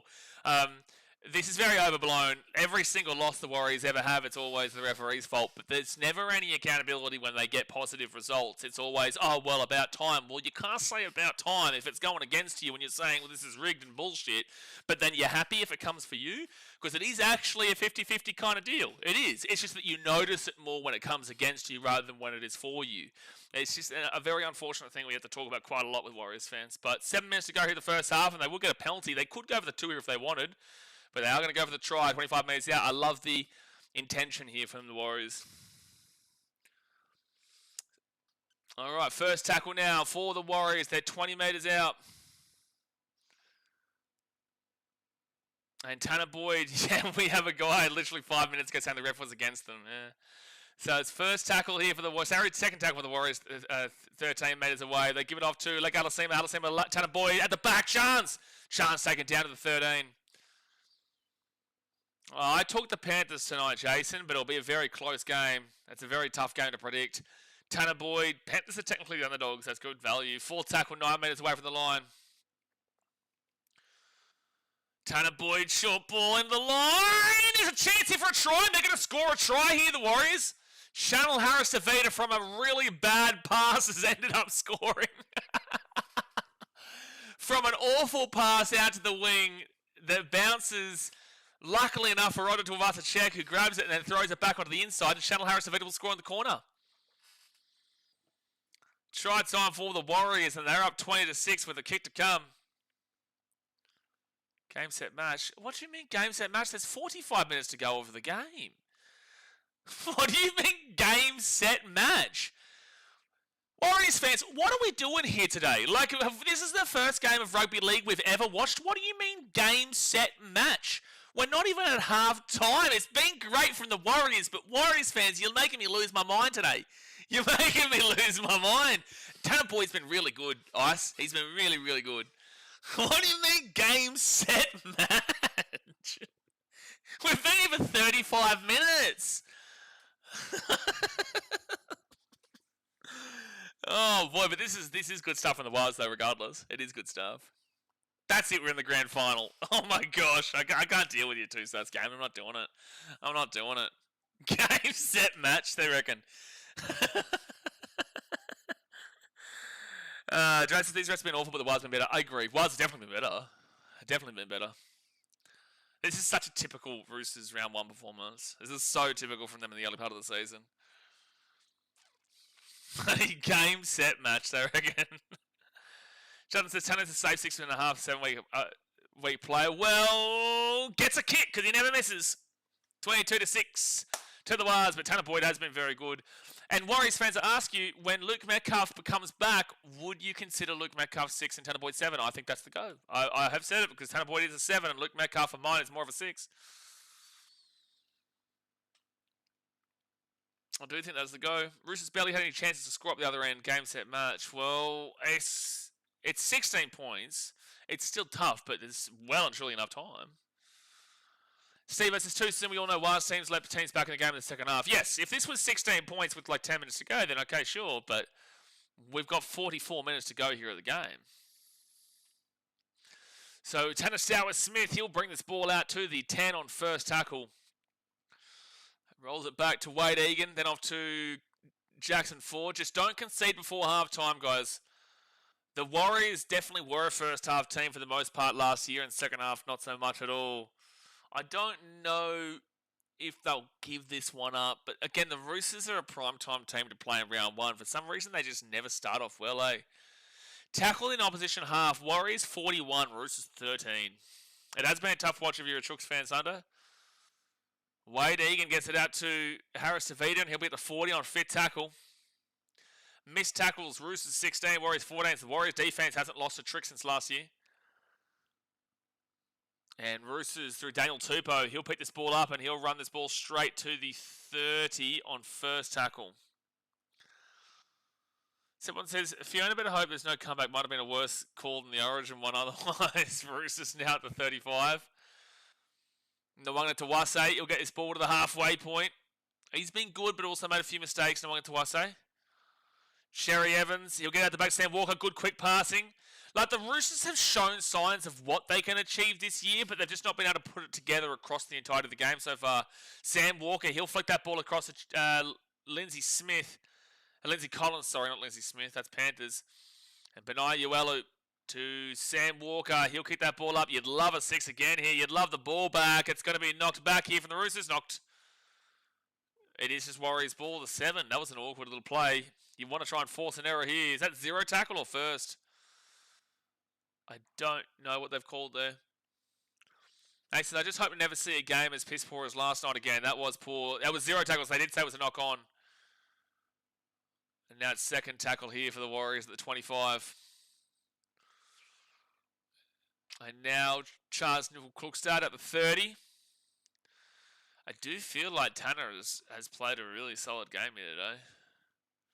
4 tackle at the 40. Probably a good call there not to call that as a high because it was probably similar to the one that we saw from the Roosters side. Leka Halasima will bring this ball to the halfway point. Fit tackle, 2 minutes to go the first half.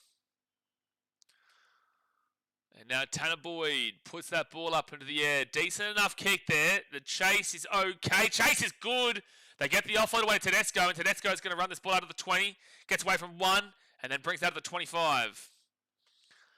Michael says, we can both go New Zealand up the wires. Let's go. Well, there you go. Billy Smith gets away from 1 tackle, then gets crunched down by Tanner Boyd in the tackle. Walker, Tedesco. Tedesco's really trying to get them in. He gets that offload away. Sam Walker gets the offload away. Cherry Evans, he'll flick it back to the left to Angus Crichton. And Crichton's not really... Well, he didn't have a great year last year, Angus Crichton, and hasn't really been too involved today overall so far. Roosters, Siwa Wong, great run, still pumping the legs. Can he get the offload? He can't. And that'll be 44 metres out. They go off to Cherry Evans. Cherry Evans then to Tedesco. Tedesco, that's bad. That's bad from Tedesco. It will be a knock-on. The Warriors will get the ball so they get the last chance of the first half. Fiona says, second half will be interesting for us. Generally makes or breaks us. Could go either way. Fiona, you just told me game, set, match, and now you're talking second half is make or break. Could go either way. Fiona, you just told me game, set, match. now you're telling me but it could go either way. Shane says, pleasantly surprised New Zealand money. Yeah, you should be happy with this one so far. Long way to go, but you should be very happy with this one so far. Spence incident in the warm-up. Oh, okay. So that's why we saw Blake Steep start rather than being on the bench. Yeah, I didn't even clock onto that. 22 seconds left here. Tanner Stow with Smith. He'll bring this ball to the halfway point. Now right-hand side. Have the Warriors hit the jackpot with players like Campion and Barnett? Well, Barnett's not going to be here next year. As a fan, I feel we have been blessed. But Barnett's leaving the Warriors. Tanner Boyd's going to be at the 35, and that, my friends, and now we've got game, set, match again. How can you say game, set, match? You just said you haven't won the second half yet. You haven't won the second half yet, and saying game, set, match. All right, well, there we go. That is going to be half-time here, ladies and gentlemen. That is going to be half-time, and wowee, the Roosters. Oh, boy, they are under-delivering on over-expectations right now. This is very typical to see from the Sydney Roosters in the early part of a season. Wowee, there's been a lot of penalties in this game given up by the Roosters as well. Let's get into these stats here at half time, guys. Do me a favour, hit that like button, subscribe if you're new around here. We are live for every single game. We will be here tonight as the Broncos take on the Panthers at Suncorp Stadium in a belter of a matchup. But right now, let's get through these stats at the half of this one. So the Warriors up 22-6 at half time. Tanner Boyd, Adam Pompey, Kurt Catewell and Chanel Harris-Davida have all scored. The conversions are 3 out of 4 for Tanner Boyd, with the one being missed was from not Tanner Boyd. And then for the Roosters, Tedesco scored and Sam Walker obviously converted it. Possession-wise, 64% possession to the Warriors, 36% to the Roosters. Now, you look at that and you go, well, if the Roosters can even this out, there is still a chance they could come back. 64% is mammoth. If they can really limit their errors and they can equal this possession out to 55%, if they can shave off 9% from what the Warriors are right now, and they can be at 55% to 45% kind of deal, then there is a good chance that this could be going into like an extra time kind of game, and there's a good chance the Roosters could still do it, because they obviously have the attack. They're just not getting, they're not holding the ball in the crucial areas to put them into an attacking range, into the attacking opportunity, and to give themselves enough ball to win this game. So 64% to 36% is a gigantic switch up in possession. You go to the time in possession, 16 minutes and 20 seconds for the Warriors, 9 minutes and 14 seconds for the Roosters. That is mammoth of a switch up there. 25 minutes is what you're looking for at a minimum overall. That is currently 25 minutes and 33 seconds, 34 seconds. It's not good. You know, it's okay. At least it's hitting the 25, but it's still really, really low. And that's coming from errors. It's coming from tries. It's coming from penalties and whatnot. But the point of the matter is that we're not seeing a healthy amount of time possession across the game for rugby league viewers. Completion rate, you want to be seeing at least 80%. Here is the switch. The Warriors, 88%. That's very good. They're at 22 from 25. You are not complaining with an above 80% at 88%. The Roosters, you should be throwing eggs at your team right now. 61%, 8 from 13. That is shocking. That is absolutely horrific. 61%, only 13 sets. You have had a grand total of 12 less sets than what the Warriors have had. 12 less sets. And this is where it gets interesting, because you look at the runs, 109 runs here for the Warriors, 980 run meters. So if you're looking at 10 meters on average per run as a great metric to look towards, they would be, now it's 110 for 987, they would be 113 meters behind the 10 meters on average per run. Now, whereas an interesting thing here is that if you go to the Roosters, who are at 65 runs and they're at 676 meters, they are above the 10 meters on average per run by 26 meters here. They're above it. So they are getting 10 meters on average per run and then adding on 26 there. So it would be fair to then say if the equal ball here from the Roosters to the Warriors and you give them to the 112, it's 112 now for 1003, it's 112, that's 75, that's 85, that's 95, that's 105, that is 47 extra runs. So based off of that, if the Roosters had the same amount of ball, you give them the 10 metres on average per run from those 47 runs, that's 470 metres. That'd be 776, 876, 976, 1076. That'd be 1140. That would be 140 metres above where the Warriors. And the reason why this is a key stat is because that means that the Roosters are doing more with the ball when they've got it by a long way. Like, the Roosters are dominating when they've got the ball, but it's the errors that are creeping in, it's the penalties that are creeping in, it's the ill discipline. The Roosters are actually dominating the meter department, but it's just they're not having the ball to show that. And that's why when you look at the average set distance here, 25 metres and under is disgusting. Turn the stream off. 25 metres to 30 metres is pathetic. 30 to 35 is underwhelming. 35 to 40 is hitting the marker. 40 to 45 is great. 45 to 50 is fantastic. And 50 plus is basically perfect. Average set distance is 39.29 for the Warriors. That's on the upper end of hitting the marker. They're doing an okay job, at a good level of the okay job. The Roosters are at a whopping 52 metres per set. 52 metres per set. That is insane. That is incredible numbers.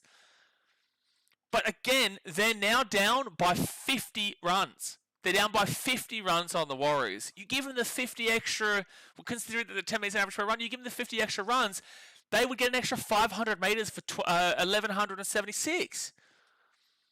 You know, they would be well above where the Warriors are. It's just those errors that have been hurting them. But the post-contact meters, 357 here for the Warriors, 192 for the Roosters. I honestly, I don't even think that if you give those extra 50 runs, I don't even necessarily know they get above the 357, but that's a pretty close post-contact battle for mine. Then we go to the line breaks. 4-3 to the Warriors. Pretty equal in that department. Tackle breaks is 24-21 to the Roosters. 24-21, they are beating out in the defensive metric of the tackle breaks, where the Warriors are giving up more missed tackles. Average play the ball speed, again in favour of the Roosters here. 3.2 and below is extremely fast. 3.21 to 3.39 is fast. 3.4 to 3.59 is average. 3.6 to 3.79 is slow. And then 3.8 and above is extremely slow. They're at 3.17. That's extremely fast from the Roosters. Whilst for the New Zealand Warriors, they're at 3.6 seconds, which is on the average category. That is close enough to the slow category. I think that is the slow category, actually. 3.4 to 3.59. Yeah, that's in the slow category, 3.6 to 3.79. They are in the slow category, Warriors, on the play the ball speed, compared to 3.17. Offloads, it's equal, 9.9. You go to the kick defusal, 50% for the Warriors, 25% for the Roosters. Effective tackle percentage is abhorrent here from the Warriors. This score and these stats do not align. They don't align. 88% to 90% is hitting the marker here. 90% and above is basically perfect. 85% to 88% is underwhelming, and anything under 85% is disgusting. This is the worst halftime effective tackle percentage I have ever seen. The Warriors are at 73.51%. That is 12% below underwhelming. 12% into the disgusting, pathetic category. 111 tackles made for 24 missed tackles and 16 ineffective tackles. That is 40 bad tackles and a half. They are getting close enough to a 50% effective tackle percentage in a lot of ways there. That is horrific. That is a bad tackle per minute in the first half. 24 missed tackles is 7 above the highest. The average is 15 to 17. They're at 24. Whilst the ineffective tackles average of 5 to 7, 5 to 6 or so, but we'll go 5 to 7. They are 9 above the ineffective tackles there. 40 bad tackles from them with 111 tackles made. That's not a massive amount of tackles made. They haven't had to make a whole bunch of tackles because of the errors from the Roosters. But that's a really poor effective tackle percentage stat, especially when they're a focused defensive team, the Warriors. And then the Roosters, they're at 88.19%, which is hitting the marker. You would have expected it to be lower considering the score, but they're actually hitting the marker in that 88 to 90% category with 209 tackles made for 21 missed tackles and 7 ineffective. So the missed tackles is 4 above on the missed tackles from the highest of the averages, and the ineffective tackles is 7, which is pretty much bang smack on the highest of the average there on the ineffective. So 28 bad tackles for them compared to 40 bad tackles for the Warriors. How are the Warriors winning this game 22-6 based off this metric? And then negative play, this is where it comes in. The errors of 8 errors for the Roosters and 3 of the Warriors. 3 and below is really good. 4 to 6 is average and 7 and above is pathetic. The Roosters are at 8. That tells you where this game is being lost. Penalties conceded 6-1 against the Roosters. That tells you where this game is being lost. Ruck infringements 3-1 against the Roosters. That tells you where this game is being lost. And inside 10 metres 2-0 against the Roosters. That is where this game is getting lost. You cannot tell me that the referee is against you in this game here today, Warriors fans. It has been rubber the green for you, but at the end of the day, the Roosters are making their errors, which is letting you off of seeing what if this Roosters team can fix their possession, can fix their completion rate, and can get some ball into them. None of these stats will tell you the Roosters can't come back into this game. And the Warriors do need to actually fix on their defense. The Roosters have only been tackled 13 times in the attacking half in that first half. So I would be very careful thinking this is a guaranteed win already. With that being said, the Roosters just look awful. And this is what they usually do at the start of the season. So that is really bad. That is those stats When you go across those halftime stats, they do not favour the Warriors here. But they're up 22-6. They're up by 16 points, and you have to take some positivity in that. You have to say, shit, well, hopefully we don't lose this. Surely we don't lose this. We've scored 22 points. But if you look at the stats, it tells you a whole different story. Coda says, up the Wars, che bro. T-Dub says, up the Wars. Be interested if the Warriors maintain form, send them fall away second half before. Exactly. Bunny says, this game is pissing me off so much. Warriors getting home court and ref privilege. Sure, but also it has looked on the eye test like the Warriors have been better. But statistically, again, Roosters are averaging 15, 13 more meters on per set. They're just not having the ball. Duraz says, still failing to see what Savala couldn't offer at 6th and DCE can. It's first half of round 1, bro. Let's settle. Mr. Mojo says, find the Roosters 25,000 Australian rupees. Yeah, good choice. Jimbo Roosters says, Roosters win next week. Hey, Jimbo Roosters, why don't you focus on winning this game? Infinite Kiwi says, Yo-Yo Blaze, tackle count must be 60 plus for the Roosters. Tackle count must 60 plus the Roosters? What do you mean? Brighton says, it sounds like this game could flip real quick. It definitely could. Does that mean it will? Not necessarily, but it definitely could switch real quick. It absolutely could. I need to get myself a Coke Zero in a second before the second half starts. But it definitely could. A Buck says, Roosters had the same problem with errors last year. They did. The Roosters were very heavy. It's good that you picked that up because the Roosters did put a lot of errors on the table last year. They were similar to the Newcastle Knights, and they were similar to the Newcastle Cowboys. Similar to the Newcastle Knights and similar to the North Queensland Cowboys in those error ways. They were similar to that. But we'll have to see if they can pick it up in the second half because this is a very typical Roosters performance in the first game of the season. Troy, if this game was played in Sydney, Roosters would be winning. Not necessarily. Why do you say that? Based off what? Based off of what? Jack Lewis says, need Roosters in my bet. Should I write this off or is it still on? The stats suggest this is well and truly still on. The stats suggest that the Roosters, all they need to do is bring their... Right now, again, the possession is 64% possession, 63% possession to the Warriors, 37% possession to the Roosters. All they would need to do, the Roosters, with the stats that we showed, all they would need to do is improve 8%, which means that they win the second half by 58% to 58% to 42%. It would get them back into that kind of equal standing point. And with the stats of how many meters they'll run in the first half, with the equal line breaks, the equal amount of offloads, the better defensive metrics and whatnot, the Roosters only need to bring this from 37% to 45% to win this game.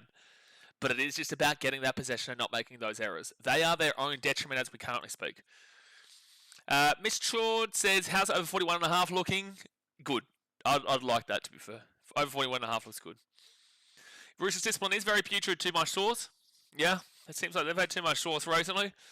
Their discipline has been bad. I have seen there has been a couple of interesting calls for the Wars today. They've definitely got the rub of the green, but with that being said, the Roosters defence discipline has not been good. It has been really awful. Drake says, if the Roosters hold the ball in complete sets, they'll make a game out of this. All they've got to do is hold the ball in complete sets. I'm going to quickly grab a Coke Zero here, guys. Hit that like button and subscribe if you're new around here. Stick around. I'll be literally 1 minute. I'm going to go get a Coke Zero.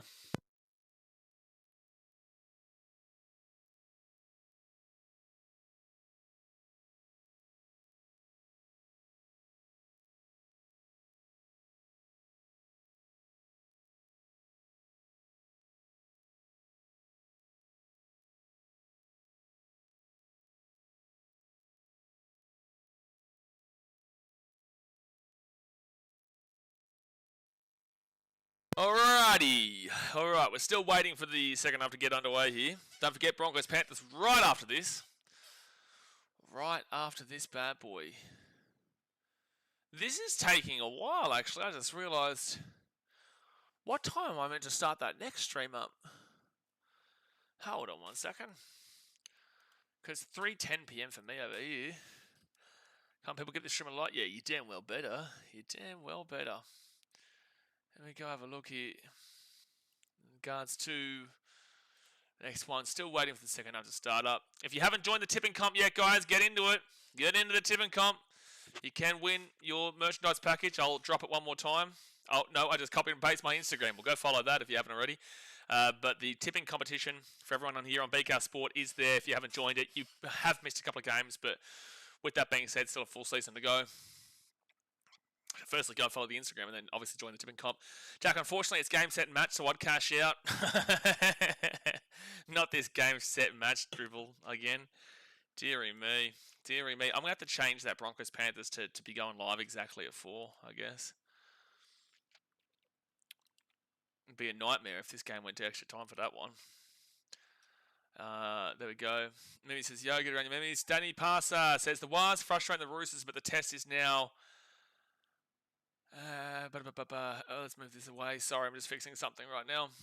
The test is now second half. Well, yeah, I don't even know if it's the Wars frustrating the Roosters. The Roosters have been their own enemy number 1 here. They've been their own biggest enemy. Then he says Roosters trash. They have been not good in that first half, but you watch, if they get possession in this second half, they can win this game still. Last year, the second half was not good from the Warriors as well. Kehonma says, Chirp bro, up the wires and up the pars. Love your channel, brother. What do you mean up the wires and up the pars? Who do you go for? Chirp bro suggests you're a Kiwi. Up the wires then confirms you're a Kiwi, but then you said up the pars. Where did Panthers come into this? Unless you're just talking about tonight's game. But the game has started off at the second half. Thumbs up, subscribe. Warriors will get the ball. And they're going to bring this ball out to the 10. But no, I appreciate you supporting the channel there, Kahoma. T-Dub says Warriors have not won yet. 80-minute game, last 20 minutes will define their season. Well, not their season. It's round 1. Let's wait 5 to 7 rounds before we decide what season. Here we go, guys. Try predictor from the AI. Warriors at 67% for the first try, the second half. Roosters at 33%. Hey, Google AI. I'm gonna tell you to eat Dickie. I'm gonna say Roosters score first in the second half. It's literally just based off of the score. That's all this AI thing is. That's all the predictor is. And if it gets it right, it's just because the team leading is the one who's gone and scored again. That's all it does. That is all Google AI is doing for that predictor thing. It's so pointless. Tanner Boyd, he'll kick this ball down to the 10. And it's going to be Daniel Tupou. Let's see you hold the ball in the second half here, Roosters. Otherwise, you will lose and lose well. F your AI. Where are you in the world right now, Sundo? That's a high tackle. Yep, penalty to the Roosters. So one to Wase. I want the Roosters to score first, not at the detriment to Warriors fans. I do want a good game here. But because I want Google AI to be proven that it's just stupid because it doesn't make any contextual decisions, it just is giving you a flat-out basic advertisement for AI whilst just doing a very basic prediction of who's going to score first in the second half, the team who is leading currently at halftime. You know, there's nothing that goes into it. I would rather actually genuinely, this is a crazy thing for me to say, I'd rather listen to Blocker Roach's opinion in regards to who will score first in the second half to Google AI. And I would rather headbutt myself straight into a brick wall than listen to Blocker Roach's opinion as well. So second tackle here at the 40. Now third tackle and they're at the 35. Utah! What are you doing in Utah, Sundo, you cowboy? What are we doing in Utah? Oh, good flip pass out, and Daniel Tupou, he's away here at the 20 to 15. Taken down, 4 tackle. Good run. And now they'll give it off here to Tedesco. Tedesco then to Cherry Evans. Cherry Evans gets it across. Here we go, the Roosters. They get this ball to the 10 through Palga. Oh, skiing, yeah, good man. Get around the old skiing. Off to Sam Walker, and Sam Walker puts that ball into a good area. It's 1v1 out there. Knocked back from Watine Zalesniak. And it will be Warriors ball. No, they're going to say knock on. Oh, they said knock on from the Roosters, did they? I didn't think Tupou touched that. Oh, he definitely did. Good call. AI should predict when you would time out someone. Well, David, that's probably about 3 seconds away. I don't usually do the timeouts here, man. The moderators do the timeouts. You just like your Jays and I need to time you out for suggesting that. But second tackle now for the Warriors. They're going to be at the 20. Spencer Lenny should start. Apparently Spencer Lenny was injured in the warm-ups. Third tackle now for the Warriors, and they're going to be at the 25 on their own side of the field.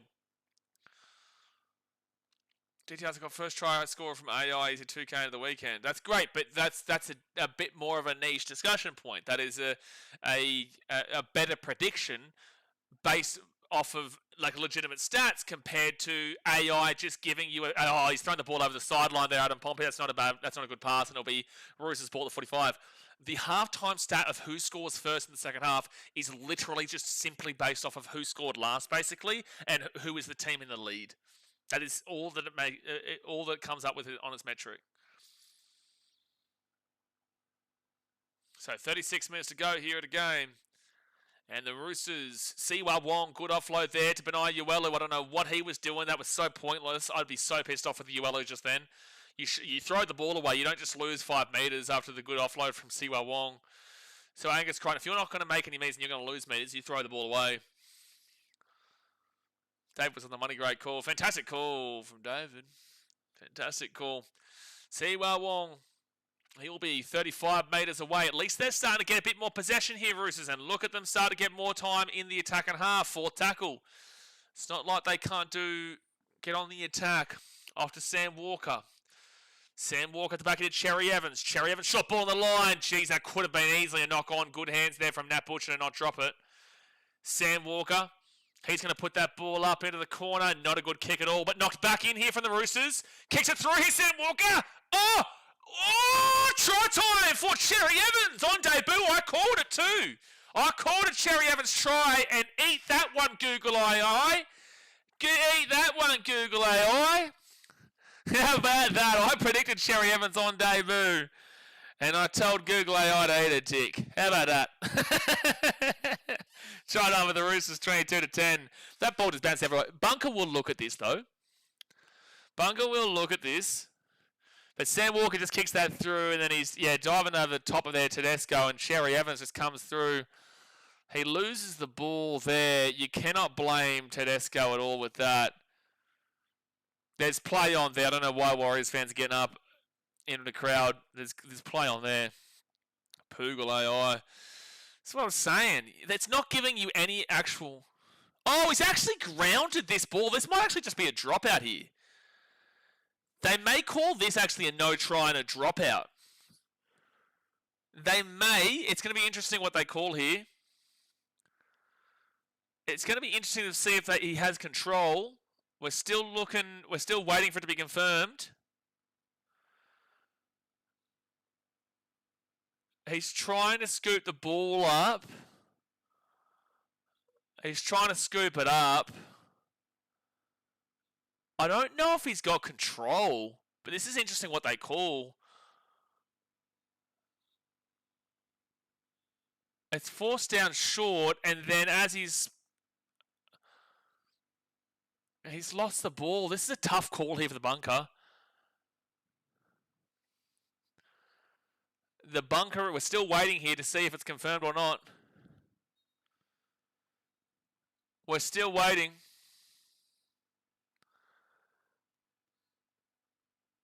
We're still waiting. We don't know anything yet. This is a really tight call. They are going to go to the bunker. It's going to go against the Roosters here. I feel like if you had to take that long, you'd lean with the on-field. But with that being said, sure, if this is a 50-50 call, because I believe he's picking this ball up. He's not actually grounding this ball for mine. It went up a try though, didn't it? It did, Seb. He's short of the line there.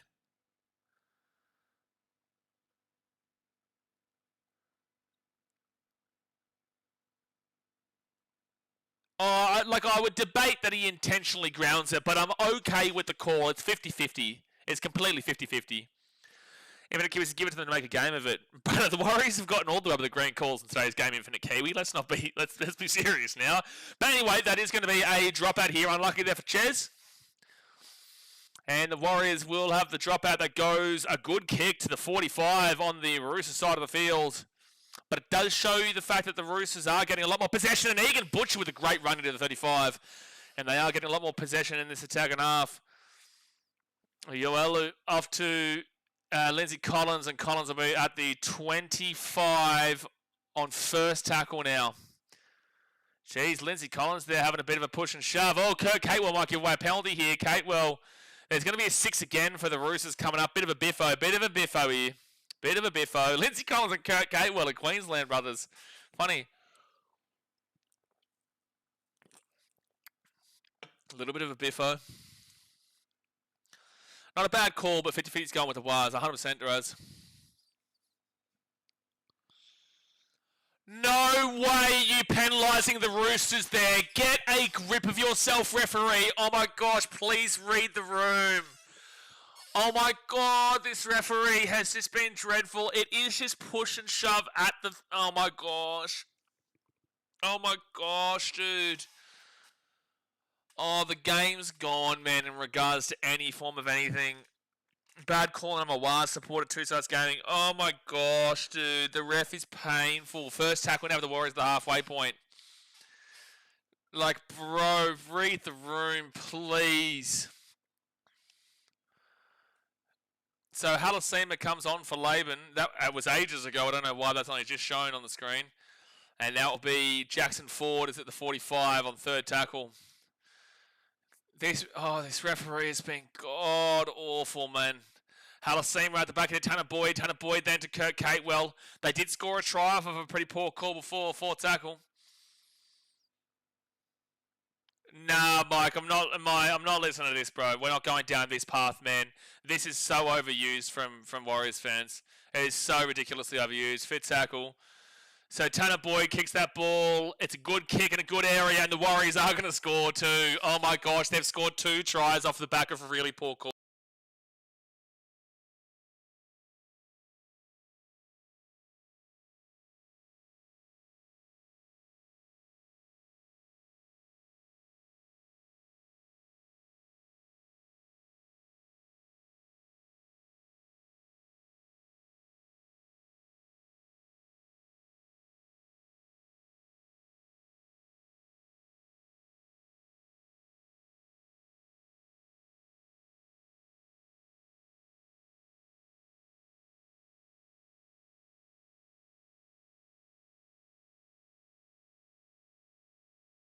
We're back on, and we're back on. Sorry, guys. Sometimes that mutes.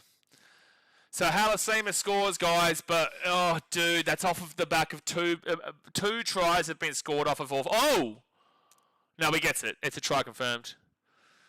Hawaii says, I'm done with this game. All right, ref, giving the game away. The Warriors offer pushing a penalty. It's sad, bro. It's sad the calls we've seen in this game. But with that being said, I don't want to take away from the Warriors because the Warriors on their own level have been good.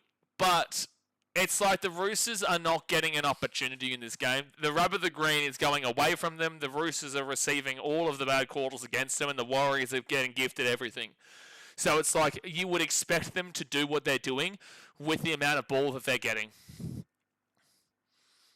The Roosters are really ill-disciplined, sure, but again, you're seeing some awful calls against them too. Player Unknown says he sounded like a Warriors fan about Warriors calls. At the end of the day, man, I would like to see the Warriors go well, but I want you to be going well off of legitimacy. You can see from a Warriors fan perspective that there's been some really poor calls today. The Warriors have been better. The Roosters at halftime statistically weren't actually as bad as that was suggesting. But at the end of the day, there has been a mountain of really poor calls here in this game that have really led down the path of it being such a big blowout at the moment. The Roosters haven't been good. It's not the Warriors' fault. I'm not blaming the Warriors here for this. I'm blaming the idiot in charge. I'm blaming the referee and I'm blaming the bunker in regards to the calls. Nothing to do with the Warriors. The Warriors are not the ones that I'm annoyed at. I am just annoyed at the morons in the middle who are so inconsistent. It's just, it really is ridiculous how inconsistent this all is. So third tackle now for the Warriors, and they're going to be at the 30. Fourth tackle here for the Warriors, and they're going to be at the 38. This is the thing that people always misunderstand. They think that if you criticize an officiating, if you say, oh, the referees are bullshit, that it's an insult to the team that is receiving the positive calls.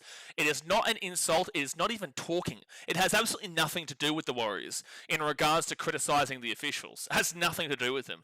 The Warriors are benefiting from the calls, and they're doing what they need to do with those calls to win by such a large amount. That is expected. That is completely fine. There is no problem with that.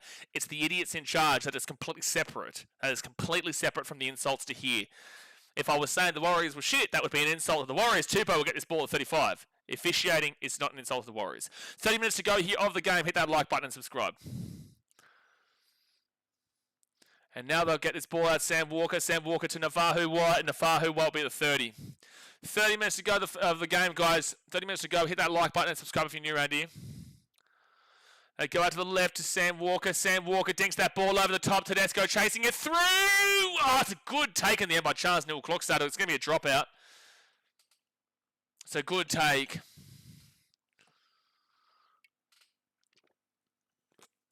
Will be a dropout coming up. What does this blame the ref? Brother, I'm not a Roosters fan or a Warriors fan. I'm taking this from a neutral perspective. The thing is, Roger, no Warrior fan can actually argue with me because this is what you guys go through every single week. But again, I don't support either of these two teams. And if anything, I'd rather the Warriors to win than the Roosters. But I am watching this game from a neutral perspective. And I'm saying, well, I think that the Warriors have received a ridiculous amount of beneficial calls in this game. So you can't say that I'm being biased here because I'd actually rather the Warriors to win this game. And also, I don't care who wins this game ultimately. But I'm taking this from what I'm seeing, and I'm saying there's been some really poor calls in this game that have gone the Warriors' favour. So good luck with calling me biased. Very good luck with that. very, very much good luck with that, champion. Tedesco now is going to be 10 metres out. 10 metres out, it's third tackle. I wish you the best of luck calling me biased in regards to this game. So it's going to be Sherry Evans, Sam Walker. Sam Walker at the back now to Billy Smith. Billy Smith, try time for the Roosters. 28-10 with a kick to come. 29 minutes left of the game. Seb says, I don't have a team, but with the way Waz fans are, I'd rather any team play against them. Well, it's 28-10. Billy Smith will score. So 18-point game, 3 converted tries. The difference, if they can get this kick, it'll be, 2 converted tries and a try. Billy Smith is in. But Sherry Evans and Sam Walker to Billy Smith, and this is really tough. He just gets past Adam Pompey and Chance and gets over in the corner. Well, Troy says, is it too late to say it's the Warriors' year? Well, we've got the merchandise. Maybe this year, Warriors merch in the pinned comment. You can see the bucket hat down here in the corner. Maybe this year. Well, it's a great little bucket hat. You can go check it out in that pinned comment. 28.5 minutes to go at the game. At the end of the day, you guys know, when you subscribe to this channel, I'm going to give you my opinion. I'm not here to circle jerk any team, besides my own team, of course, but, I'm not here to make you want to subscribe. It's like if you want to subscribe because you like the content, you like the passion, and you like me giving my opinion, whether you believe it's right or wrong, that's why you subscribe. I'm not going to sit here and just curtail to whatever you want me to say to make your team feel better. I'm not just going to do that. So that's the whole purpose of what we do here, and I'm very passionate about everything that we go through. I'm not always going to be right. I'm also not always going to be wrong. But I will call out when I see poor officiating. Maybe this year. 20 minutes in trying to come watch this space. I don't know.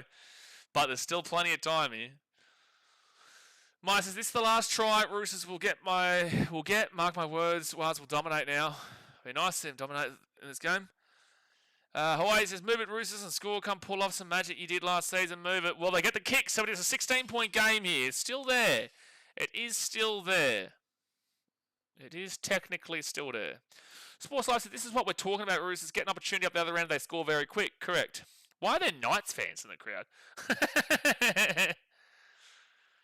I'm a Seppo. This is my first stream of yours. Good time. Good stuff. Welcome to the stream. We're here for every single game. We've got Broncos versus Panthers after this, and it's going to be a mental one. That's in about 30 minutes' time. We'll be literally going straight live across to that game. Looking forward to that.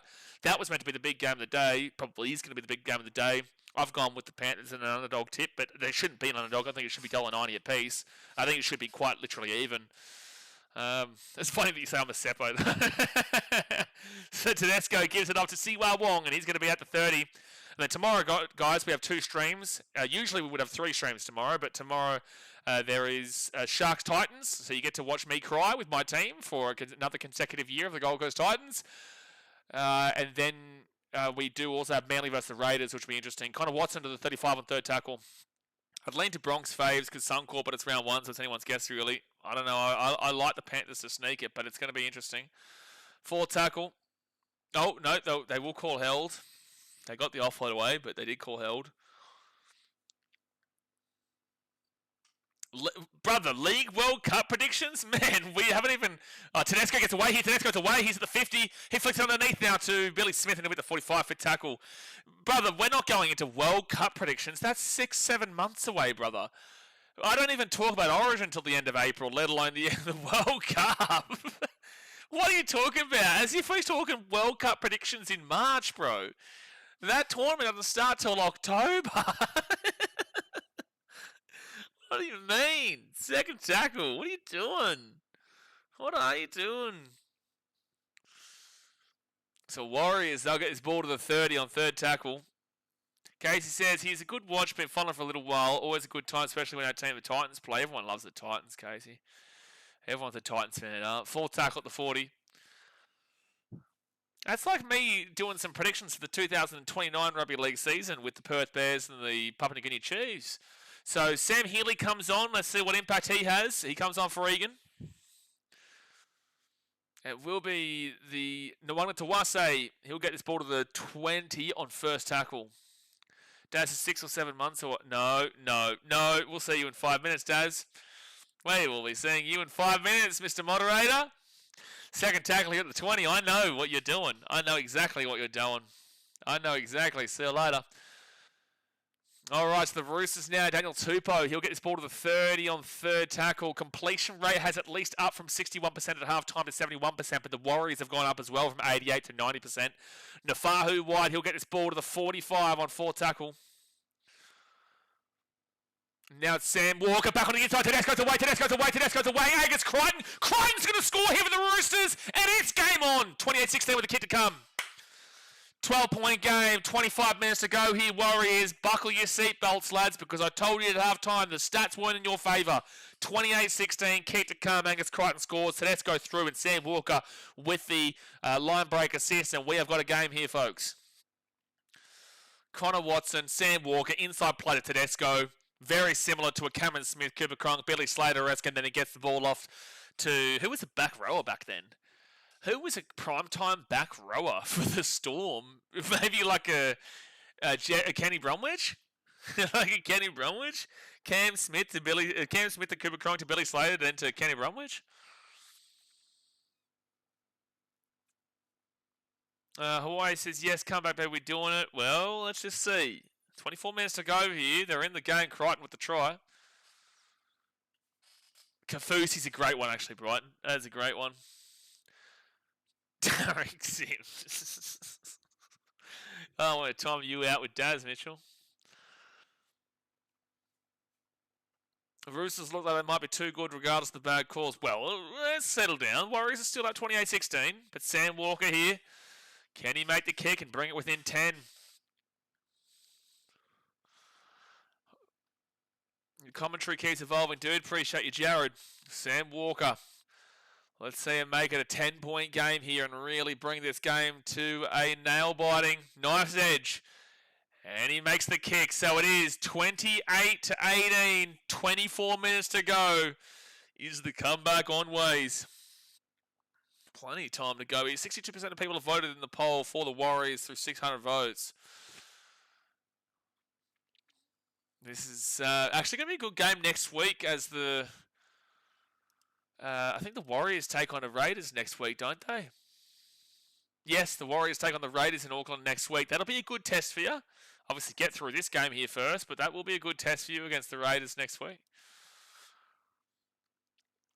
Oh, Daz has got plenty of sanctions. So the Warriors, they'll kick it off to the Roosters at the 5. Nwanga Tawase will get to Nafahu White, who slips over at the 10. Oh, and he's lost the ball. You can't be making that mistake after points, Nafahu. You cannot be making those mistakes after points. Wowee. Just dropping our tipping comp again. I'm only doing it for this week, guys. Only in these games will I drop that tipping link. Go and join in if you haven't. Well, that is a knock-on from Nafahu White. I'm going to quickly go and check what Lakadasima is on Supercoach because I got him in my draft team. Momentum gone. Momentum goes just like that, but there's still a long way to go. You just have to defend this right now. Unless you want to give up a try to Lakadasima for my Supercoach draft team, then I won't mind. Sundo. It's probably the only one. I do have Mitchell Barnett in my team too, but obviously he's not playing today. So Adam Pompey, he's going to be 8 metres away from the line. 8 metres away, first tackle. Sam Healy, he'll get it out to Jackson Ford, and Ford is 5 metres away, second tackle.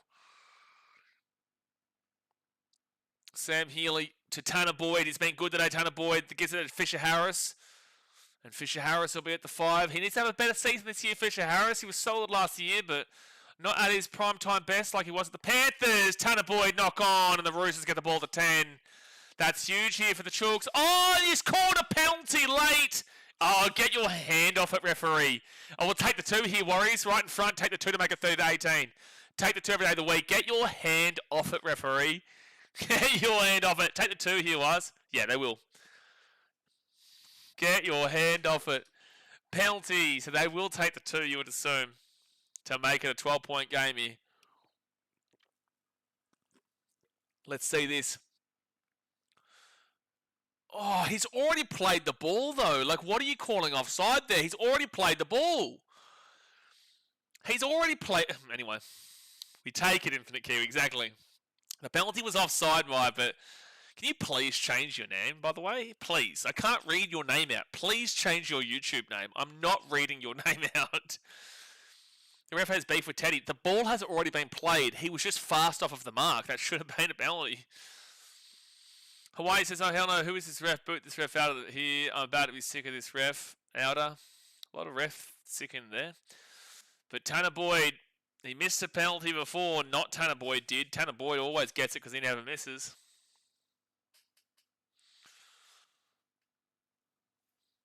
And Tanner Boyd will make the kick. So it is a 12-point game. 30 points to 18. 60 minutes gone. 20 minutes to go of the first round game between the Warriors and Roosters. Hit that like button and subscribe. Tanner Boyd does not miss, Jimbion. He does not miss. 30 points to 18 to the Warriors.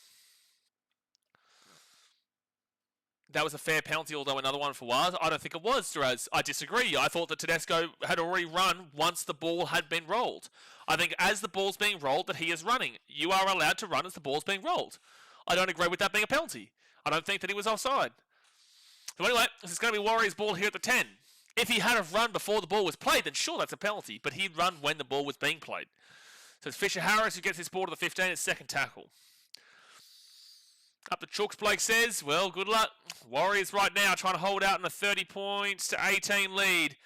And that'll be Leka Huddlesima gets away from a couple of tackles, pushes away from another tackle. Still going here, taken down to the 20. Oh, he's claiming he's been hit high here.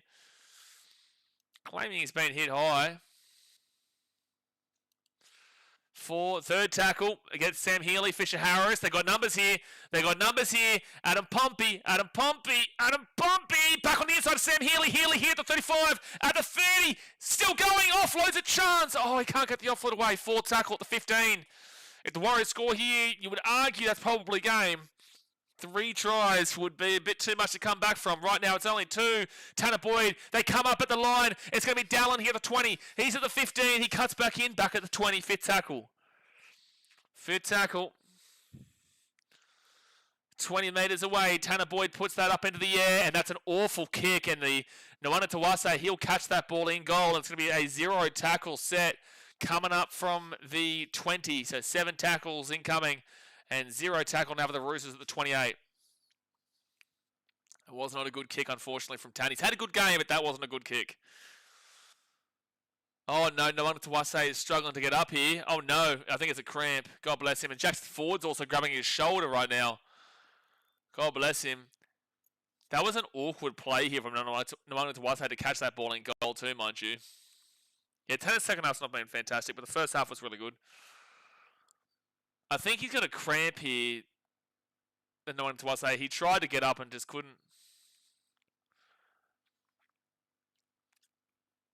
So 0 tackle. Jackson Ford, I think, is okay. He's just really... No, his left shoulder is hurting.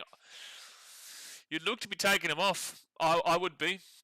You'd look to be taking him off right now because you can tell that he's not feeling his left shoulder too well. So first tackle at 31. And Angus Crichton met really strongly by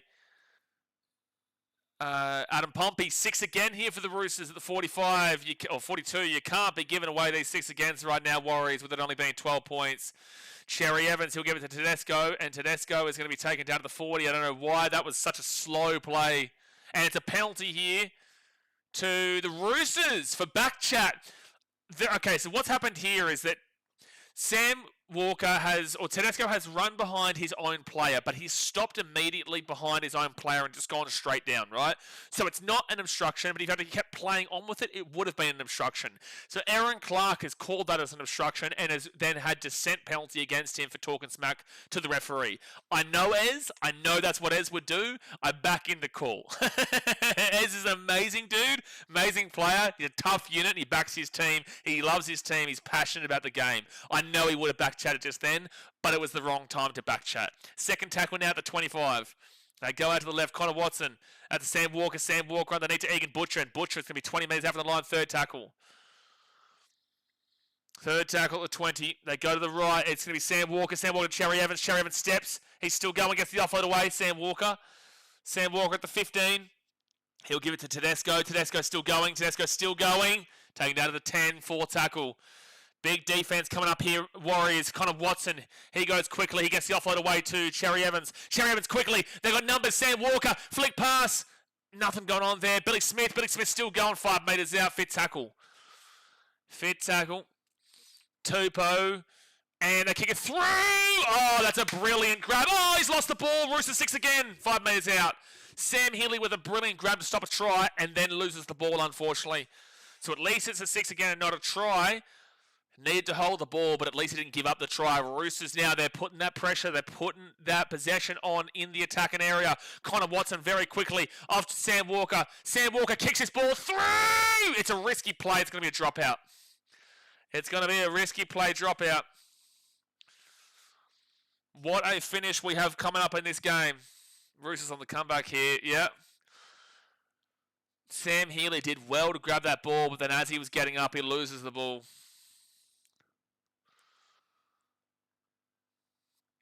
$16 minutes. Comment in the chat right now whether you're a Warriors fan or a Roosters fan. Who do you think wins this game from here? Warriors, if I'm you, I go for the long drop out of here. I don't go for the shorty. And they do go for the long one, which I guess they've been doing pretty much all day anyway. Roosters get the ball to halfway point. It's going to be Nafahu Wide who brings this ball to the 35 on the Warriors side of the field. They need 2 converted tries. And then we could be seeing an extra time game. First tackle at the 30. They give it off to Cherry Evans. Cherry Evans underneath to Egan Butcher. And Egan Butcher is 35 metres away here from the line. So 25 metres away from the line. Second tackle out to Sam Walker. Tedesco, quick passing. Tupou at the 15. At the 10. At the 5. Taken down. Third tackle is Daniel Tupou. 3 metres away here from the line. 3 metres away. They give it to Sam Walker. Sam Walker then to Cherry Evans. Cherry Evans at the back into Tedesco. Tedesco then gives it across here to Fatale Pauga. Pauga! 6 again for the Roosters. Oh, you want to score! 1 metre out. First tackle, 1 metre out. 6 again. The Roosters, they're at the 10. Sam Walker kicks that ball through. Played out. Well done, Kurt Catewell. He literally just saved the game for the Warriors. Kurt Catewell throws his arms out at that to prevent that going through. It was first tackle for the Roosters, and Sam Walker kicks it straight into the arms of Catewell, who just throws his arms at it. It was a try guaranteed, and the Warriors will get a penalty here too. It was a try guaranteed if Kurt Catewell doesn't put his arms out to stop that, but he does, and he stops it, and it is a fantastic play. So it's going to be Warriors ball now. It's a good play from Sam Walker. It's just an even better play from Kurt Catewell. Just an even better play. And it will be a high tackle there against Nafahu White. Still plenty of time here, Roosters, but that was a huge play from Catewell. Play says penalty for what? For a high tackle.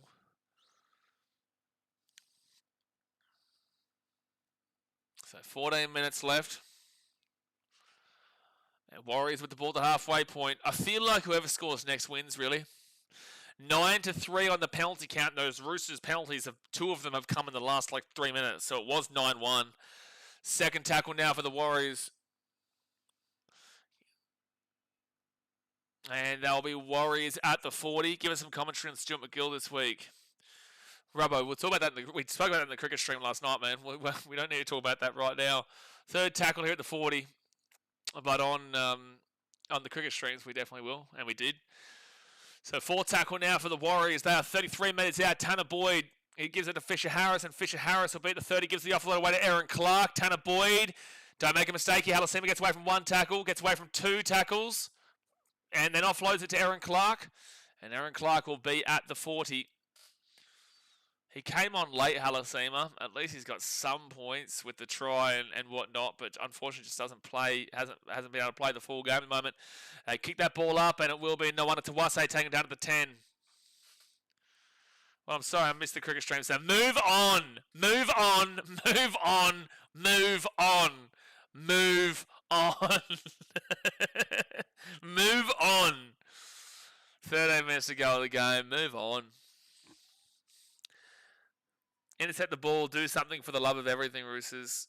13 minutes to go of the game. Nawanda Tawase has got that cramp again, and Palga will bring this ball out to the 20. Just don't give away a penalty here, Warriors. They give it to Tupou, and Tupou to the 25. Now to the 30 on second tackle. They do need like a 6-gunner or a penalty to get them within range. And they want Nawanda Tawase to get back up and fire. And Nafahu White, he'll bring this ball out to the 40. 12 and a half minutes to go here. It is Connor Watson, Sam Walker, James Tedesco. Tedesco to Wahey, Tedesco to Wahey. Oh, it's an obstruction. Oh, otherwise that was going to be a try to the post. Oh, it was an obstruction. Otherwise it was a try under the post. He's gone behind the player there. Let's see this again. Yeah, well, it is. It just simply is. It's the correct call. It just simply is. Those refs suck. Well, it's the correct call. He's run behind his own player. You can't blame the referee for that call. You can blame him for a couple of calls in today's game. But, you can blame him for a couple of calls in today's game, but that wasn't a bad call. 11 and a half minutes to go here at the game. Warriors with the ball to 30. BL says up to Durad says, Richard, a long time to go for that. There is a long time still in this game. Richard says, will Melbourne Storm make the grand final again and be runners-up? Oh, round one. And no, my answer is I don't think so. It's third tackle at the 15. Let's not get too crazy based off of a round one performance against Parramatta. Third tackle at the 15. Tanner Boyd gives it off here like Alcima to drop ball. The Roosters kick this ball away. The Roosters can pick it up and Tedesco gets to the 30. Okay, yeah, that's a good return, and they can get on the front foot here of the Warriors, who are still struggling to get back.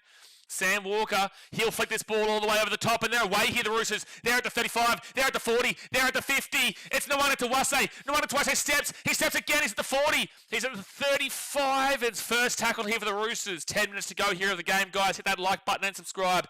10 minutes to go. Sam Walker gives it off to Cherry Evans, and Nafahu White now is 35 metres away, second tackle. Warriors, this ball, get around your Warriors. Second tackle here for Nafahu White. Now it's Cherry Evans. He'll get out the back here to Tedesco. Tedesco runs it. He's been good today. And Tedesco breaks it to the 20. Tedesco would be the man of the match on the Roosters side of the field if they do win. Third tackle off to Cherry Evans with a knock on. That is so poor from him, man. You've just really handed the game back to the Warriors. Cherry Evans, this is where you need to pull through and pull your own part. You've come across here as a big man from Manly. I don't care about your history with Manly. Your age is obviously getting on, but you've been made as a big signing to come and get this Roosters team over the line. You cannot be knocking the ball on third tackle in the attack in 20 when down by 12 with 10 minutes to go. And that really just pisses off it should be pissing off a lot of Roosters fans to knock on like that with the experience that he has. So third tackle now at the 40, and it's going to be Tanner Stowers-Smith who gets this ball hit to the 50. 10 minutes to go here of the game. He's under a lot of pressure, so each error he makes in big moments will be huge, absolutely.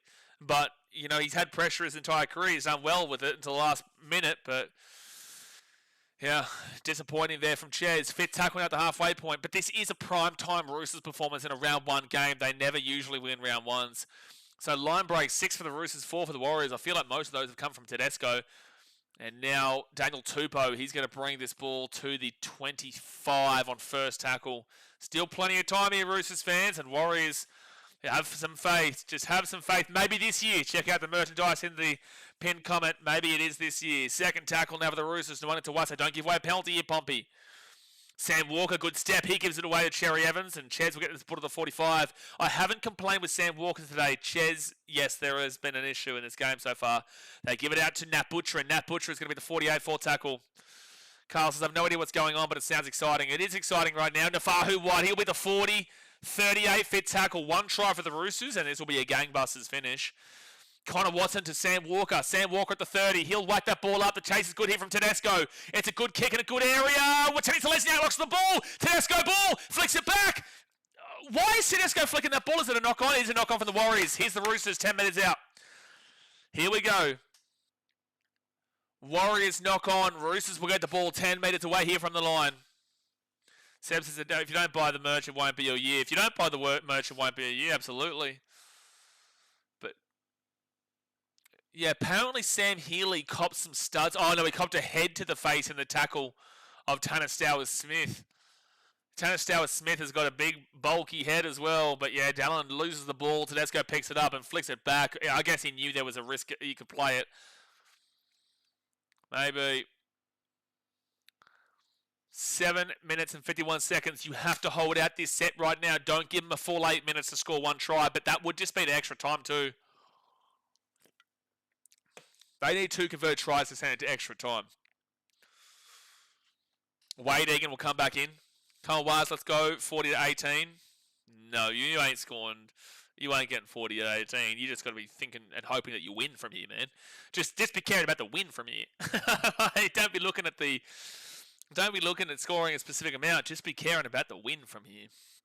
Roosters 10 metres away off of the scrum. We see a lot of tries off of scrums. Can you hold this one out? Sherry Evans, that's a high tackle. Yep, that's a penalty. That's a penalty. Doesn't really matter in the context of it all. Obviously, you're not going to take the 2 here. But it is a penalty. It is a high tackle.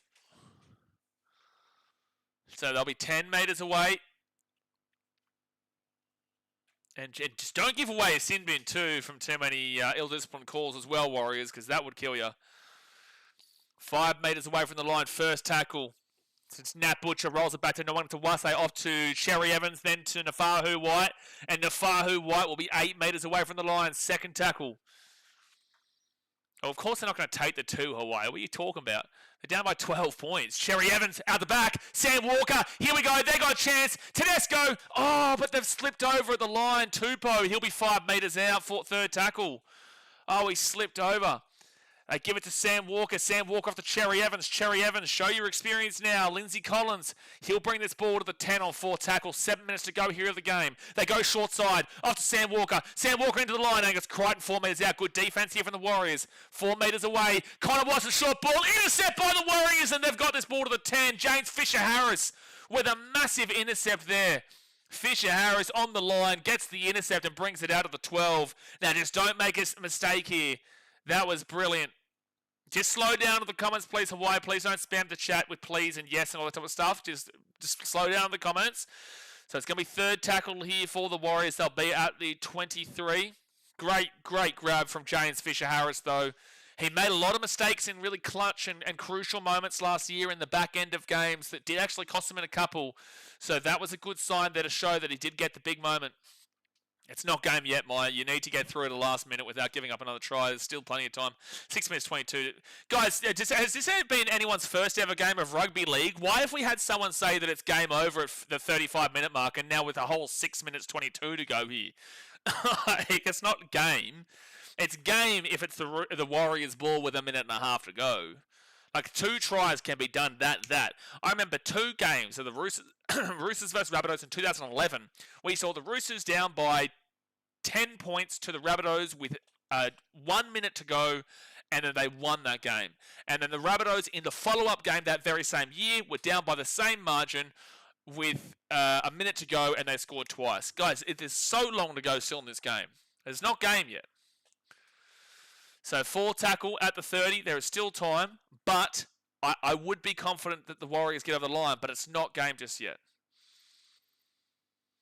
So fit tackle here at the 40. Oh, it's 6 again against the Roosters. Oh, on fit tackle too. That is really poor stuff. Is Tannis on the paddock? Well, yeah, he's a starting 7. Of course he is. First tackle at the 50. Giving away that 6 again just then was brutal. That right there is giving you some pretty bad signs about where they're at mentally, giving away that 6 again just now. Tanner Stowers-Smith will get this ball to the 35 on third tackle. Bad edit says, yeah, Fishy never would have thought he'd intercept the ball. I know, and then run it for a good 11 metres. The camera was even a bit questioning if he actually got the ball or not. Kudos to Boyd, played very well tonight. He has been, Mackie Hornsby. He has been really good tonight, Tan. Missed a couple of kicks overall, but has been really, really good. 25 metres out. And again, question for the Warriors fans. If when Metcalf comes back, would you consider putting Tan as a 7? There's the game right there. Gets the offload to Chanel Harris-Tavita, and that's the try. And the Roosters will get done over. The Warriors will score 34-18, sorry, with a kick to come. 5 minutes to go. 5 minutes to go of the game. The Warriors will get the job done. Up the wires, son. Up the wires. Chookie's off to a poor start, but this is what they usually do. This is what they usually do. Oh, it's a great grab there from Roger Tuivasa-Sheck, and then Harris-Tavita to follow up through and then to get the try. Good stuff.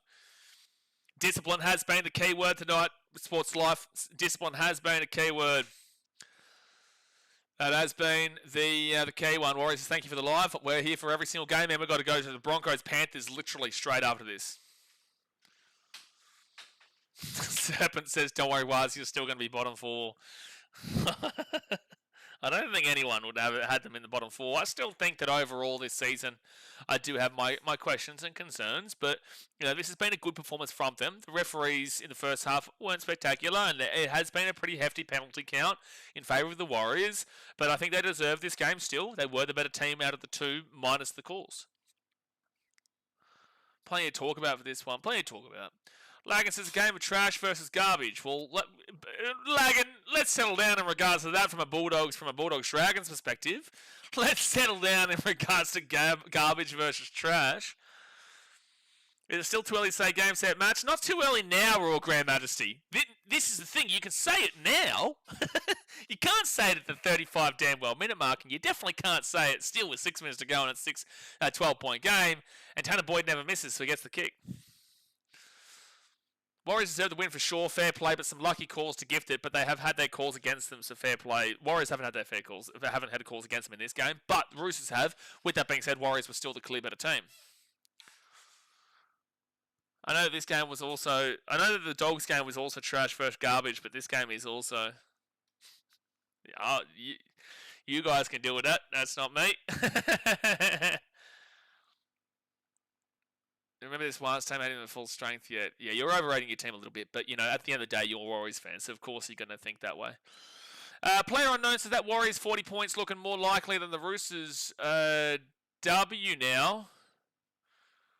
Yeah, what are you trying to suggest? That's a knock on there from the Roosters to the Warriors Bull. What I was saying to that person was, who cares about getting that 40? It's just about winning the game. It wasn't about the fact they can't get the 40. It's about saying that they just needed to focus on winning the game, not a specific margin. People really misunderstand words that we say here on the channel. It's either that you don't want to listen to what I'm saying, or that it's either that you don't hear what I'm saying, or you intentionally don't hear it just to try and get a gotcha moment. It's that's not a gotcha moment. I never said that the 40 can't be hit here from the Warriors. I was just saying focus on the win, not the specific scoreline. Boyd 6 and Metcalf 7. Harris, no, I would be saying Boyd would be the 7 and Metcalf would be 6. I think Metcalf is more of a 6 than a 7, and Boyd is definitely more of a 7 than a 6. I would honestly, if I was going to include the two of them, I would have Tanner Boyd as a 7 and then Metcalf as a 6. Bad Edit says, Warriors never get good calls, so I've been surprised. Also surprised that Lofiana wasn't starting, and also pretty pissed off with Webby for not starting him. It is a surprise that Lofiana Khan Pro wasn't selected in the team at all, on the bench, in the reserves, in the starting team, in anything. It confused me greatly, but they haven't performed badly to suggest that he should have definitely been there. But Loffy has gone all the way over to New Zealand, signed from them, signed from the Titans to get the starting spot of the Warriors, and then wasn't selected. It's really weird. Apparently Spencer Lenier was injured in the warm-up up the Bunnies. 4th tackle now for the Warriors, and they're going to beat the 15. Richard says, Roosters fighting for 6 to 8 this season again. No, I still think they'll be up at the top of the table long term. There he goes. Chance Nickel Klokstad with the score, and it's 40 points to 18 with a kick to come. 40 points to 18 with a kick to come. Roosters going to be top 4, don't be so reactive. Yeah, this is round 1, but also they've just fallen away really late in this game now. They've fallen away really late. Score looks ugly when it shouldn't. No, I think it definitely... Look, overall in this game, the Roosters did come back into it, and now this is suggesting like it's not been a comeback into it. With that being said, this is a deserved score for the Warriors as well. Lagan says, I would actually have Loffy over Dallin. They both are shit in defence, probably the same really, but I back Loffy's attack, but they won't drop Dallin with his name in the club. I would agree with that. Minute 55 to go here. A couple of blowouts in these last 2 days. Don't forget, we've got Panthers versus the Broncos right after this, guys. Right after this. What would Warriors fans think in regards to Boyd 7, Metcalf 6, commenter in the chat? What would you say? Would you disagree with that or would you agree with that? Minute and a half to go here. Minute and a half to go. And it's a big win for the Wars. They will go into second position on the table with their massive win here. They will go into second position. Obviously, it's only the first round. It is only the first round of the season, but you've got to take some pretty happy vibes from this one regardless. You've got to take some pretty happy ones. There we go. All right, just had to fix something up there. Oh, Tanner Boyd. Oh, my gosh. He just doesn't miss that guy. He just doesn't miss. 42 to 18 with 57 seconds to go here in the game. I remember that being the talk of the last year. After round one, it's still back. It's round one at the end of the day. Sorry to see Mitch go. Yeah, Mitch Barnett going at the end of this year is rough, but hopefully he can have one big last year with the club. I've got him in my Supercoach fantasy, Supercoach team, my draft, so I really hope that he absolutely crushes it when he comes in. I think he's back next week or the week after. Rich says, call me crazy, but Pappenhausen is going to the Perth Reds. Well, it's the Perth Bears for starters. 51 seconds left here in the game. Broncos are getting ready to come out in the field in this next game, by the way. Dallin Martinez-Lesniak brings it out here to the 30, to the 35. I put the redirect, so once this stream finishes, guys, it will redirect you straight across to the Broncos versus Panthers stream, won't you? I can see Harper top try scorer in the wide system. They didn't even play him today, Warriors. They didn't even play him today. They didn't even play him. And now third tackle for the Warriors. They'll be at the 45.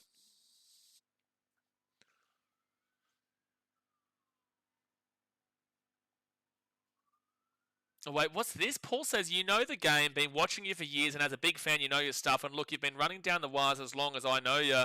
So for you to even be pumping the brakes when other hating, running down the wires? When am I running down the wires? Up the wires, love you, mate. I will tell you my honest opinion about the wires. Running down the wires is probably a harsh way to put it, but I will tell you my honest opinion about the wires when they're playing. But at the end of the day, if it's not the Titans winning or the Sharks winning, I would like to see the wires win the comp. But to say that I've been running down the wires is an unfair and harsh statement. 100%. I've always wanted the Wires to win over, unless it's the Titans, who's my team, and the Sharks, who's my mum's team. I would want the Wires third. So 6 seconds to go here of the game. I think that you just don't necessarily like when a realistic response is put on your team from an opposition fan who's not trying to hate. He's just talking about what we're seeing and what we're watching. All right, so Nemai says, let Metcalf strengthen his Achilles. He'll be good at either number, but not full-length games yet, maybe. I agree, but you've got to choose whether Tanner goes 7 or you go Metcalf into the 7 kind of deal. And it kicks over the top, and that's over the sideline, and there we go. It is game over. The Warriors win 42 points to 18. Great win for them. They are going to go up into second position just below the Storm there. Obviously, just round one here, guys. Just round one, but a great start to the season for New Zealand, and hopefully we have a good game for the New Zealand Kiwis on Sunday as they take on the Indians in the T20 World Cup final. But guys, I'm going to jump across the next stream, which is the Broncos taking on the Penrith Panthers. Hit that like button, subscribe if you're new around here. Go and check out the Maybe This Year merch in the pinned comment and the description. If you're a Warriors fan, good win, and we'll see you in just a few minutes' time. Thanks for watching. Catch you later.